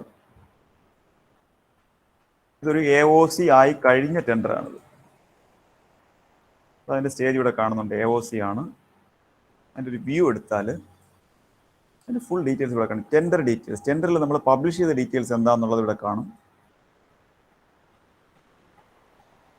ഇത് നമ്മൾ ആദ്യം ക്രിയേറ്റ് ചെയ്ത് കഴിഞ്ഞ് പബ്ലിഷ് ചെയ്യാൻ തുടങ്ങിയത് മുതലും അല്ലെങ്കിൽ ആളൊരു ടെൻഡർ വ്യൂ ചെയ്യാൻ തുടങ്ങിയാലും കാണുന്ന ഡീറ്റെയിൽസ് അതാണ് നമുക്കിവിടെ കാണുന്നത്. അടുത്ത് കൊറിജണ്ടൻ ഡീറ്റെയിൽസ്. ഈ ടെൻഡറിന് എന്തെങ്കിലും കൊറിജണ്ടൻ പബ്ലിഷ് ചെയ്തിട്ടുണ്ടോ, എന്തോ ഒരു കൊറിജണ്ടൻ ഇവിടെ പബ്ലിഷ് ചെയ്തിട്ടുണ്ട്, അതിൻ്റെ ഡീറ്റെയിൽസ് നമുക്കിവിടെ അറിയാൻ പറ്റും. അപ്പോൾ ടെൻഡറിനെ സംബന്ധിച്ചുള്ള ഫുൾ ഹിസ്റ്ററി നമുക്ക് ടെൻഡർ ഡിസ്കസീവ് റിപ്പോർട്ടിനകത്ത് കിട്ടും. എന്ത് ഓപ്പൺ ആയില്ല. Bid information. അപ്പോൾ ഇവിടെ നമ്മുടെ കോൺട്രാക്ടേഴ്സ് സബ്മിറ്റ് ചെയ്ത ബിഡിൻ്റെ ഡീറ്റെയിൽസ് അയാൾ എന്ത് ചെയ്തു, ഇപ്പോൾ ഇയാൾ റിജക്റ്റ് ചെയ്തിരിക്കുന്നതാണ്, ഒരാളുടെ പേരിൽ അത് അക്സെപ്റ്റഡ് കൊടുത്തിട്ടുണ്ട്. ഇനി അതിനകത്ത് അയാളുടെ ബിഡ് ഡീറ്റെയിൽസ് ഉണ്ടെങ്കിൽ ഈ വ്യൂവിൽ ക്ലിക്ക് ചെയ്താൽ അറിയാൻ പറ്റും. എന്തോ ഒരു പോപ്പപ്പ് ഇങ്ങനെ വരുമ്പോൾ ചില സമയത്ത് ബ്രൗസർ പോപ്പപ്പ് ബ്ലോക്ക് ചെയ്യും, അതുകൊണ്ടാണ് അത് ഓപ്പണായി വരാത്തത്. അങ്ങനെയാണെങ്കിൽ ബ്രൗസർ നമ്മുടെ അഡ്രസ് ബാറിൻ്റെ തൊട്ടടുത്ത് എവിടെയെങ്കിലും, പല ബ്രൗസറിലും പല രീതിയിലായിരിക്കാം, അവിടെ അത് ബ്ലോക്ക് ചെയ്തിട്ടുള്ളതുകൊണ്ടാണ് അത് നമ്മൾ അലോ ചെയ്ത് കൊടുത്താലേ അത് ഓപ്പണായി വരത്തുള്ളൂ, അതുകൊണ്ടാണ് വരാത്തത്. ഇനി എടുത്താൽ വരും. നേരത്തെ ക്ലിക്ക് ചെയ്യുമ്പോഴും വരാത്ത അതുകൊണ്ടായിരുന്നു. ഓക്കെ, ഡീറ്റെയിൽസ് ആണ്. അത് സമ്മറി മാത്രമേ ഉള്ളൂ. അതിനകത്ത് ആ ഡോക്യുമെൻറ്റ്സ് വേണമെങ്കിൽ രണ്ടാമതൊരു സ്കാൻ ബട്ടൺ പോലെ ഉണ്ട്. അതിനകത്തുനിന്ന് നമുക്ക് അയാളുടെ തന്ന ഡോക്യുമെൻറ്റ്സ് എല്ലാം വീണ്ടും നോക്കൊരു ആവശ്യമുണ്ടെങ്കിൽ നമുക്ക് നേരത്തെ മിസ്സായിട്ടുണ്ടെങ്കിൽ ഡൗൺലോഡ് ചെയ്തെടുക്കാൻ പറ്റും. ഓരോരുത്തരുടെയും പ്രത്യേകം തന്നെ നമുക്ക് എടുക്കാൻ പറ്റും. അത് മിസ്സായി എന്ന് പേടിക്കേണ്ട കാര്യമില്ല. അതാണ് ബിഡ് ഇൻഫർമേഷൻ. സമ്മറി ഇൻഫർമേഷൻ എന്ന് പറഞ്ഞാൽ നമ്മൾ ഓപ്പണിംഗ് മുതൽ നമ്മൾ അപ്ലോഡ് ചെയ്ത സമ്മറി ഡീറ്റെയിൽസ് ഇവിടെ നമുക്ക് കിട്ടും. ഏതൊക്കെയുണ്ട് അവൈലബിൾ? ഈ സ്റ്റേജിൽ നമുക്കിപ്പോൾ 4 അവൈലബിൾ ആണ്. ബിഡ് ഓപ്പണിംഗ് സമ്മറി അവൈലബിൾ ആണ്. Technical evaluation, financial evaluation, AOC level വരെയുള്ള സമ്മറി നമുക്ക് അവൈലബിൾ ആണ്. അത് ഇവിടെ ക്ലിക്ക് ചെയ്താൽ ആ ഡീറ്റെയിൽസ് ഓപ്പൺ ആയി വരും. ഞാൻ ക്ലിക്ക് ചെയ്യുന്ന പോയിന്റ് കാണാൻ പോകുന്നു. Click link to view the all stage summary details. എടുത്തു കഴിഞ്ഞാൽ എല്ലാ സ്റ്റേജിലുമുള്ള ബിഡ് ഓപ്പണിംഗ് സ്റ്റേജിലുള്ള സമ്മറി നമ്മൾ അപ്ലോഡ് ചെയ്തിട്ടുണ്ടെങ്കിൽ ആ ഒരു സമ്മറി നമുക്കിവിടെ കിട്ടും. BOQ കമ്പാരിറ്റീവ് ചാർട്ട് അവിടെ മിസ്സായിട്ടുണ്ടെങ്കിൽ നമുക്ക് ഇവിടെ കിട്ടും, അവിടെ എടുത്തിട്ടില്ലെങ്കിൽ. അടുത്ത് ടെക്നിക്കൽ ഇവാലുവേഷനിൽ അതിൻ്റെ ഡീറ്റെയിൽസ് ഒക്കെ ഉണ്ട്, ആരാണ് ഇത് ചെയ്തിരിക്കുന്നത്, അവിടെ നമ്മൾ അപ്ലോഡ് ചെയ്ത സമ്മറി ഡീറ്റെയിൽസ് ഇവിടെ നമുക്ക് കിട്ടും.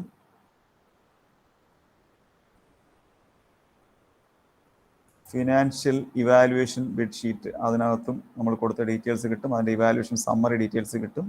AOC നമ്മൾ എൻ്റർ ചെയ്ത ഡീറ്റെയിൽസ് എല്ലാം നമുക്ക് ഇവിടെ നിന്ന് തന്നെ കിട്ടും. വേറെ ഒരിടത്തും നമ്മൾ തപ്പിപ്പോകേണ്ട കാര്യമില്ല.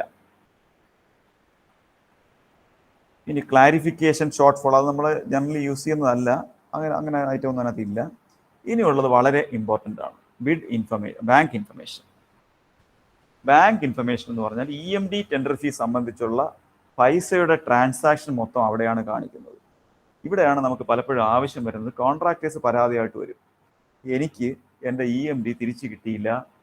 അങ്ങനെയുള്ള പരാതികൾ വരുമ്പോൾ നമുക്ക് വെരിഫൈ ചെയ്യേണ്ട ഒരു ഓപ്ഷനാണ് ഈ ബാങ്ക് ഇൻഫർമേഷൻ എന്നുള്ളത്. ബാങ്ക് ഇൻഫർമേഷൻ എടുക്കുക, അതാത് ടെൻഡറിൻ്റെ അതൊരു 2 ടേബിളായിട്ടായിരിക്കും വരുന്നത്. ടെൻഡറിൻ്റെ ഡീറ്റെയിൽസ് എല്ലാം മുകളിലുണ്ടാവും. ഇവിടെ 2 ടേബിളുണ്ട്. ഒന്ന് ബിഡർ പേയ്മെൻറ്റ് ഡീറ്റെയിൽസ്, ആരൊക്കെയാണ് പേ ചെയ്തത്, ആ ടേബിളാണ് ഫസ്റ്റ് കാണുന്നത്. അപ്പോൾ ഓരോരുത്തരും പേ ചെയ്ത ആളുടെ പേര്, അയാളുടെ ID, അയാളുടെ ഇപ്പോഴത്തെ സ്റ്റേജ്, റിജക്റ്റഡ് AOC കാണുന്നത് അയാളെ ഓൾറെഡി റിജക്റ്റഡ് ആണ്. അയാൾ പേ ചെയ്ത എമൗണ്ട്, ടെൻഡർ ഫീ എത്രയാണ്, EMD എത്ര, അവർ പേ ചെയ്യുന്ന ഒരുമിച്ചാണെങ്കിലും സ്പ്ലിറ്റ് ആയി തന്നെയാണ് ഇവിടെ നമുക്ക് ക്രെഡിറ്റ് ആവുന്നത്. ടോട്ടൽ ഫീ എത്രയാണ്, അവരുടെ പ്രൊക്യൂർമെൻറ്റ് നമ്പർ എത്രയാണ്, നമ്മുടെ ബാങ്കിൽ അടച്ചതിൻ്റെ റെഫറൻസ് നമ്പർ, അത് എന്നാണ് അടച്ചത്, ഏത് സമയത്താണ് അടച്ചത്, അത് സക്സസ് ആണോ ഫെയിൽ ആണോ, ഫെയിൽ ആണെങ്കിൽ അതും വരും. ആരൊക്കെ അടയ്ക്കാൻ ശ്രമിച്ചിട്ടുണ്ട് ഫെയിൽ ആയിട്ടുണ്ടെങ്കിൽ അതും വരും. പേയ്മെൻറ്റ് റിസീവ്ഡ് അറ്റ് ബാങ്ക്, അവർ അടച്ചത് ഇപ്പോഴാണെങ്കിൽ ബാങ്കിൽ എപ്പോഴാണ് ക്രെഡിറ്റ് ആയത്, പേയ്മെന്റ് റിസീവ്ഡ് അറ്റ് ഈ പ്രൊക്യൂർമെന്റ് ഈ ടെൻഡർ സൈറ്റിലോട്ട്, ബാങ്ക് മീൻസ് SBI ആണ് അത് ഹോൾഡ് ചെയ്യുന്നത്, അത് എപ്പോഴാണ് ഈ ടെൻഡറിലോട്ട് കമ്മ്യൂണിക്കേറ്റ് ചെയ്തത്, അത് ഏത് മെത്തേഡിലാണ് അടച്ചിരിക്കുന്നത്. ഇപ്പോൾ ഒറ്റ മെത്തേഡേ ഉള്ളൂ, SBI MOPS. നേരത്തെ നെഫ്റ്റ് അല്ലെങ്കിൽ RTGS ഒക്കെ ഉണ്ടായിരുന്നു, ഇപ്പോൾ SBI MOPS മാത്രമേ ഉള്ളൂ. അത് പേയ്മെന്റിന്റെ ഡീറ്റെയിൽസ്. ഇത്രയും പൈസ നമുക്ക് വന്നിട്ടുണ്ട്. ഇനി നോക്കുക, ഓരോ സ്റ്റേജ് അനുസരിച്ച് ഈ രണ്ടാമത്തെ ടേബിള് ഡെവലപ്പ് ആവും. റീഫണ്ട് സെറ്റിൽമെന്റ് ഡീറ്റെയിൽസ് എന്ന് പറയുന്നത് ടെക്നിക്കൽ ഓപ്പണിംഗ് കഴിഞ്ഞ സ്റ്റേജിലാണെങ്കിൽ ഇത്രേ ഉണ്ടാവും, ഞാൻ ഈ ഹൈലൈറ്റ് ചെയ്തിരിക്കുന്ന പോർഷൻ മാത്രമേ ഉണ്ടാവൂ. അതേസമയം ടെക്നിക്കൽ ഇവാലുവേഷൻസ് ചെയ്യുന്ന സമയത്ത് ഇതുവരെ ഡെവലപ്പ് ആവും, ഇത്രയും അതിനകത്ത് ജനറേറ്റ് ചെയ്തിട്ടുണ്ടാവും. അങ്ങനെ ഓരോ സ്റ്റേജ് കഴിഞ്ഞ് ഇപ്പോൾ ഇത് AOC കഴിഞ്ഞതായതുകൊണ്ട് ഇത് ഫുൾ കംപ്ലീറ്റ്, ഇതിനൊന്നും വരാനില്ല. AOC വരെയുള്ള ഫുൾ ഡീറ്റെയിൽസ് ഇവിടെ ഇതിനകത്തുണ്ട്. അത് എൻ്റെ ട്രാൻസാക്ഷൻ, ആ പൈസ എങ്ങനെ വന്നു പോയി. ഒന്ന് ശ്രദ്ധിക്കുക, ആദ്യം നമ്മൾ ചെയ്തത് ടെക്നിക്കൽ ഓർ ഫിനാൻഷ്യൽ ഓപ്പണിംഗ് ആണ്. ടെൻഡർ ഓപ്പൺ ചെയ്താൽ ആദ്യം സംഭവിക്കുന്നത് അവരുടെ ടെൻഡർ ഫീ അവരുടെ നിന്ന് നമ്മുടെ അക്കൗണ്ടിലോട്ട് പോരും. ഓപ്പൺ ചെയ്തില്ലെങ്കിൽ വരില്ല, ഓപ്പൺ ചെയ്യാതെ ക്യാൻസൽ ചെയ്താൽ അവരുടെ ടെൻഡർ ഫീ ഉൾപ്പെടെ തിരിച്ചു കിട്ടുമെന്ന് ഞാൻ കഴിഞ്ഞ ക്ലാസ്സിൽ പറഞ്ഞിരുന്നു. അപ്പോൾ ഓപ്പൺ ചെയ്യുന്ന സമയത്ത് അവരുടെ ടെൻഡർ ഫീ എന്ന് പറയുന്ന എമൗണ്ട് അത് സെറ്റിൽഡിലോട്ട് മാറും. സെറ്റിൽഡ് എന്ന് പറഞ്ഞാൽ ആ എമൗണ്ട് വാട്ടർ അതോറിറ്റിക്ക് ക്രെഡിറ്റ് ചെയ്തു എന്നാണ്, അല്ലെങ്കിൽ ഏതാണോ ടെൻഡറിങ് ഡിപ്പാർട്ട്മെന്റ് അങ്ങോട്ട് ക്രെഡിറ്റ് ചെയ്തു എന്നാണ് സെറ്റിൽഡ് കൊണ്ട് ഉദ്ദേശിക്കുന്നത്. നോക്കുക, 4 കോൺട്രാക്ടേഴ്സ് ഉണ്ടായിരുന്നു, 4 പേരുടേതും അവിടെ വെച്ച് സെറ്റിൽഡായി. എന്തുവാണ്? ടെൻഡർ ഫീ എമൗണ്ട്. EMD പറ്റി നോക്കുക, EMD അവിടെ ഉണ്ടായിരുന്നു, അയാൾ അടച്ചിട്ടുണ്ട്. പക്ഷെ EMD ഇവിടെ ഒന്നും ചെയ്തില്ല, 0 ആണ്. EMD സ്റ്റാറ്റസ് 0 ആണ്, ഒന്നും ചെയ്തിട്ടില്ല. EMD അവിടെ അങ്ങനെ തന്നെ നിപ്പുണ്ട്, അതൊരു സസ്പെൻസ് അക്കൗണ്ടിൽ ബാങ്കിൽ തന്നെ നിപ്പുണ്ട്. ബാക്കി ആ റെഫറൻസ് ഡീറ്റെയിൽസും കാര്യങ്ങളൊക്കെ ഇവിടെ ഉണ്ട്. അത് വാട്ടർ അതോറിറ്റി ക്രെഡിറ്റ് ആയിട്ടുണ്ടെങ്കിൽ അത് സക്സസും കാണിക്കുന്നുണ്ട്, അത് ഏത് ഡേറ്റിലാണെന്ന് കാണിക്കുന്നുണ്ട്. അപ്പോൾ ഈ ഓപ്പണിംഗ് സ്റ്റേജിൽ ടെൻഡർ ഫീ മാത്രമാണ് പ്രോസസ്സ് ചെയ്തത്, EMD അവിടെ നിപ്പുണ്ട്. ടെക്നിക്കൽ ഇവാലുവേഷൻ നോക്കുക, അവിടെ ടെൻഡർ ഫീഡ് അവിടെ 0 ആയി, കാരണം അതിന്റെ പ്രോസസ്സിങ് കഴിഞ്ഞു, അവിടെ ഇനി എമൗണ്ട് ഇല്ല. EMDയും ഒന്നും ചെയ്തിട്ടില്ല, കാരണം ഇവിടെ എല്ലാവരെയും അക്സെപ്റ്റ് ചെയ്തിട്ടുണ്ട്. അക്സെപ്റ്റ് ചെയ്താൽ EMD അവിടെ നിൽക്കും, റിജക്റ്റ് ചെയ്യുന്നവരെയും EMD അവിടെ നിൽക്കും. ആ ടെക്നിക്കൽ ഇവാലുവേഷനിലും ഫിനാൻഷ്യൽ ഇവാലുവേഷനിലും ഫീയിൽ ഒന്നും സംഭവിച്ചിട്ടില്ല, ഒരു റെഫറൻസും അതിനകത്ത് വന്നിട്ടില്ല. കാരണം ടെൻഡർ ഫീ ഓൾറെഡി സെറ്റിൽഡ് ആണ്, EMD സെറ്റിൽ ചെയ്യാനുള്ള സാഹചര്യം എത്തിയില്ല, ആരെയും റിജക്റ്റ് ചെയ്യുകയോ ഒന്നും ചെയ്തിട്ടില്ല. AOC ആയപ്പോൾ നോക്കുക, AOC ആയപ്പോൾ ആ ഡേറ്റും കാര്യങ്ങളൊക്കെ നിങ്ങൾ ശ്രദ്ധിച്ചോളൂ. AOC ആയപ്പോൾ നമ്മൾ എന്താ ചെയ്തത്? ഒരാളെ അക്സെപ്റ്റ് ചെയ്തു, ഒരാളിന് വർക്ക് കൊടുത്തു, ബാക്കിയുള്ളവരെല്ലാം റിജക്റ്റ് ചെയ്തു. ടിക്ക് ചെയ്യാത്തവരെല്ലാം റിജക്റ്റ് ആണെന്ന് ഞാൻ പറഞ്ഞു. ഒരാളിനാണ് നമ്മൾ ടിക്ക് ചെയ്തത്. അവിടെ എന്ത് ചെയ്തു? ഒരാളിനാണ് ടിക്ക് ചെയ്തു, ബാക്കിയെല്ലാം റിജക്റ്റ് ചെയ്തു. അപ്പോഴേക്കും AOC എൻട്രി ചെയ്തപ്പോൾ ഇതെല്ലാം തന്നെ റീഫണ്ടായി. AOC ചെയ്ത ആളിൻ്റെതും റിജക്റ്റ് ചെയ്ത ആളിൻ്റെതും റീഫണ്ടായി. അതേസമയം നമ്മൾ ഫിനാൻഷ്യൽ ഇവാലുവേഷനിലോ ടെക്നിക്കൽ ഇവാലുവേഷനിലോ ഒരാളെ റിജക്റ്റ് ചെയ്തിരുന്നെങ്കിൽ അവിടെ വെച്ച് ഇത് റീഫണ്ടഡ്, അയാളുടെ മാത്രം റീഫണ്ട് ആയേനെ, അയാളുടെ അടുത്ത സ്റ്റേജ് വരത്തില്ലായിരുന്നു. ഇവിടെ നമ്മൾ സംഭവിച്ചത് എല്ലാവരുടെയും അക്സെപ്റ്റ് ചെയ്ത് AOC കൊണ്ടുവന്നു. AOC കൊണ്ടുവന്നിട്ടാണ് നമ്മൾ 4 പേരെ എൻട്രി ചെയ്തത്. അതുകൊണ്ട് 4 പേരുടെയും EMD അവിടെ വെച്ച് റീഫണ്ടഡ് ആയി. ഇനി റീഫണ്ട് ആയ എമൗണ്ട് അയാളുടെ അക്കൗണ്ടിൽ ക്രെഡിറ്റ് ആയോ ഇല്ലയോ എന്നുള്ള ഡീറ്റെയിൽസ് നമുക്ക് റൈറ്റ് സൈഡിലോട്ട് മൂവ് ചെയ്യുമ്പോൾ അറിയാൻ പറ്റും. 26-ാം തീയതിയാണ് നമ്മൾ 25-ാം തീയതിയാണ് നമ്മൾ AOC എൻട്രി ചെയ്തത്. ആ ഒരു റെസ്പോൺസ് കിട്ടിയിരിക്കുന്നത് 26-ാം തീയതി അയാളുടെ അക്കൗണ്ടിൽ ക്രെഡിറ്റ് ചെയ്തതായിട്ടാണ് ഇത് കാണിക്കുന്നത്. സക്സസ് ആണ്. ഇത് സക്സസ് ആണെങ്കിൽ അയാളുടെ അക്കൗണ്ടിൽ അത് ക്രെഡിറ്റ് ആയി. അപ്പോൾ പരാതിയുമായിട്ട് ഒരാൾ വരുമ്പോൾ ഈ ഒരു ടേബിൾ നമ്മളൊന്ന് പരിശോധിക്കുക. ഒരു 90% അല്ലെങ്കിൽ ഒരു 95% കേസിലും മിക്കവാറും അവരുടെ ബാങ്കിൽ ക്രെഡിറ്റ് ആയതിനു ശേഷമായിരിക്കും അവർ അറിയാണ്ട് പരാതിയും കൊണ്ട് വരുന്നത്. ഇത് നോക്കുമ്പോൾ നമുക്ക് അറിയാൻ പറ്റും. ചില കേസിൽ മാത്രം അവരുടെ അക്കൗണ്ട് ഫ്രീസ് ആവുകയോ അങ്ങനെ എന്തെങ്കിലും ചെയ്യുന്ന അവസരത്തിൽ മാത്രമേ ഒരു സക്സസ് അല്ലാതെ ഫെയിൽ വരാൻ സാധ്യതയുള്ളൂ നോർമലി. അപ്പോൾ ഒരു പരാതിയുമായിട്ട് വന്നാൽ ഈ ഒരു ഈ ബാങ്ക് ഇൻഫർമേഷൻ എടുത്ത് ഓപ്പൺ ആക്കി ആ ടേബിൾ ഒന്ന് അനലൈസ് ചെയ്ത് നോക്കുക. ഇതേ ഡീറ്റെയിൽസ് നമുക്ക് വേറെ ഒരിടത്ത് കൂടെ കിട്ടും. ഇതേ ഡീറ്റെയിൽസ് നമുക്ക് ഡയറക്റ്റ് ആയിട്ട് പേയ്മെന്റ് മാനേജ്മെന്റ് റിപ്പോർട്ടിനകത്ത് കിട്ടും. അതിനകത്ത് റീഫണ്ട് സെറ്റിൽമെന്റ് റിപ്പോർട്ട് എടുത്താലും ഇതേ ടേബിൾ തന്നെയാണ് ഓപ്പൺ ആയി വരുന്നത്.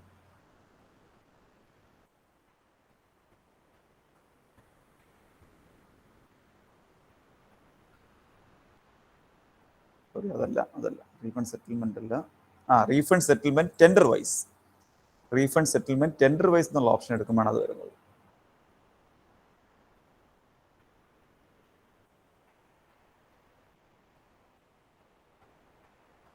നോക്കുക, നമ്മളിപ്പോൾ കണ്ട അതേ ടേബിൾ തന്നെയാണ് ഇവിടെ ഓപ്പൺ ആയി വന്നിരിക്കുന്നത്, ഒരു വ്യത്യാസമില്ല. അപ്പോൾ ഇത് ഡയറക്റ്റ് എടുക്കാം. മറ്റേതാണെങ്കിൽ ടെൻഡറിന്റെ എല്ലാ ഡീറ്റെയിൽസും എടുക്കുന്നതാണ് ഡിസ്കസിംഗ് റിപ്പോർട്ട്. നമുക്ക് ബാങ്ക് ഇൻഫർമേഷൻ മാത്രം മതിയെങ്കിൽ നമുക്കിവിടെ ഇത് മതി, tender refund settlement tender wise. ഇതെടുത്തു കഴിഞ്ഞാൽ ആ റീഫണ്ട് സെറ്റിൽമെന്റ് ഡീറ്റെയിൽസ് നമുക്ക് അറിയാൻ പറ്റും. ഇനി ഓൺലൈൻ പേയ്മെന്റ് സ്റ്റാറ്റസ് റിപ്പോർട്ടൊക്കെ ഉണ്ട്. ഒരാളുടെ പേയ്മെന്റ് ചെയ്താൽ അതിന്റെ സ്റ്റാറ്റസ് എന്തായിരുന്നു എന്നൊക്കെ നോക്കാൻ ആ ഒരു പ്രൊക്യൂർമെന്റ് റെഫറൻസ് നമ്പറൊക്കെ കൂടെ നമുക്ക് ചെയ്യാൻ പറ്റും. അതൊക്കെ അവരവരുടെ ഓഫീസിൽ ഉള്ള ആവശ്യം അനുസരിച്ച് അതൊക്കെ നമ്മൾ സെർച്ച് ചെയ്ത് നോക്കിയാൽ ആ റിപ്പോർട്ട്സ് നമുക്ക് അറിയാൻ പറ്റും. നമുക്ക് എപ്പോഴും ആവശ്യം വരുന്ന 2 കാര്യങ്ങളാണ് ഈ റീഫണ്ട് സെറ്റിൽമെന്റും ടെൻഡർ ഡിസ്കസീവ് റിപ്പോർട്ടും ടെൻഡർ ഡീറ്റെയിൽസ് ഇൻ എക്സലും. ബാക്കി ഐറ്റംസ് ഒന്നും ഞാൻ ഡീറ്റെയിൽ ആയിട്ട് പറയാൻ ഉദ്ദേശിക്കുന്നില്ല. ഇന്നത്തെ സെഷൻ ഞാൻ ഇവിടെ കൊണ്ട് അവസാനിപ്പിക്കാൻ പോവുകയാണ്. ഇനി നമുക്ക് ചെയ്യാനുള്ളത് BOQ. അത് ഇനി ഒരു കുറച്ച് സമയം കൊണ്ട് നമുക്ക് കാണിക്കാൻ പറ്റുന്ന ഒന്നല്ല. BOQ പ്രിപ്പറേഷനും ടെൻഡർ കം ഓപ്ഷനും ബിഡർ രജിസ്ട്രേഷൻ. ബിഡർ രജിസ്ട്രേഷൻ നമുക്ക് ഇമ്പോർട്ടൻ്റ് അല്ല, എന്നാൽ ഒരു കോൺട്രാക്ട് രജിസ്റ്റർ ചെയ്യുമ്പോൾ എന്താ സംഭവിക്കുന്നത്, അത് എങ്ങനെയാണ് നമ്മൾ നമ്മുടെ ടെൻഡർ ഓപ്പണിംഗ് സമയത്തൊക്കെ നമ്മൾ റീഡ് ചെയ്യുന്നതെന്ന് കാണിക്കാൻ വേണ്ടിയിട്ടാണ് അത് ഞാൻ ഉദ്ദേശിക്കുന്നത്. അത് നിർബന്ധമുള്ള കാര്യമല്ല, നമുക്ക് ഓപ്ഷനിലാണ്. ഈ BOQ പ്രിപ്പറേഷനും ടെൻഡർ കം ഓപ്ഷനും നമുക്ക് അടുത്ത സെഷനിൽ കൈകാര്യം ചെയ്യാം.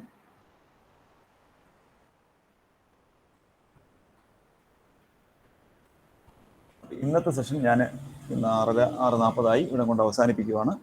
നമുക്ക് എന്തെങ്കിലും ഡൗട്ട്സ് ഉണ്ടെങ്കിൽ നമുക്ക് ക്ലിയർ ചെയ്യാം.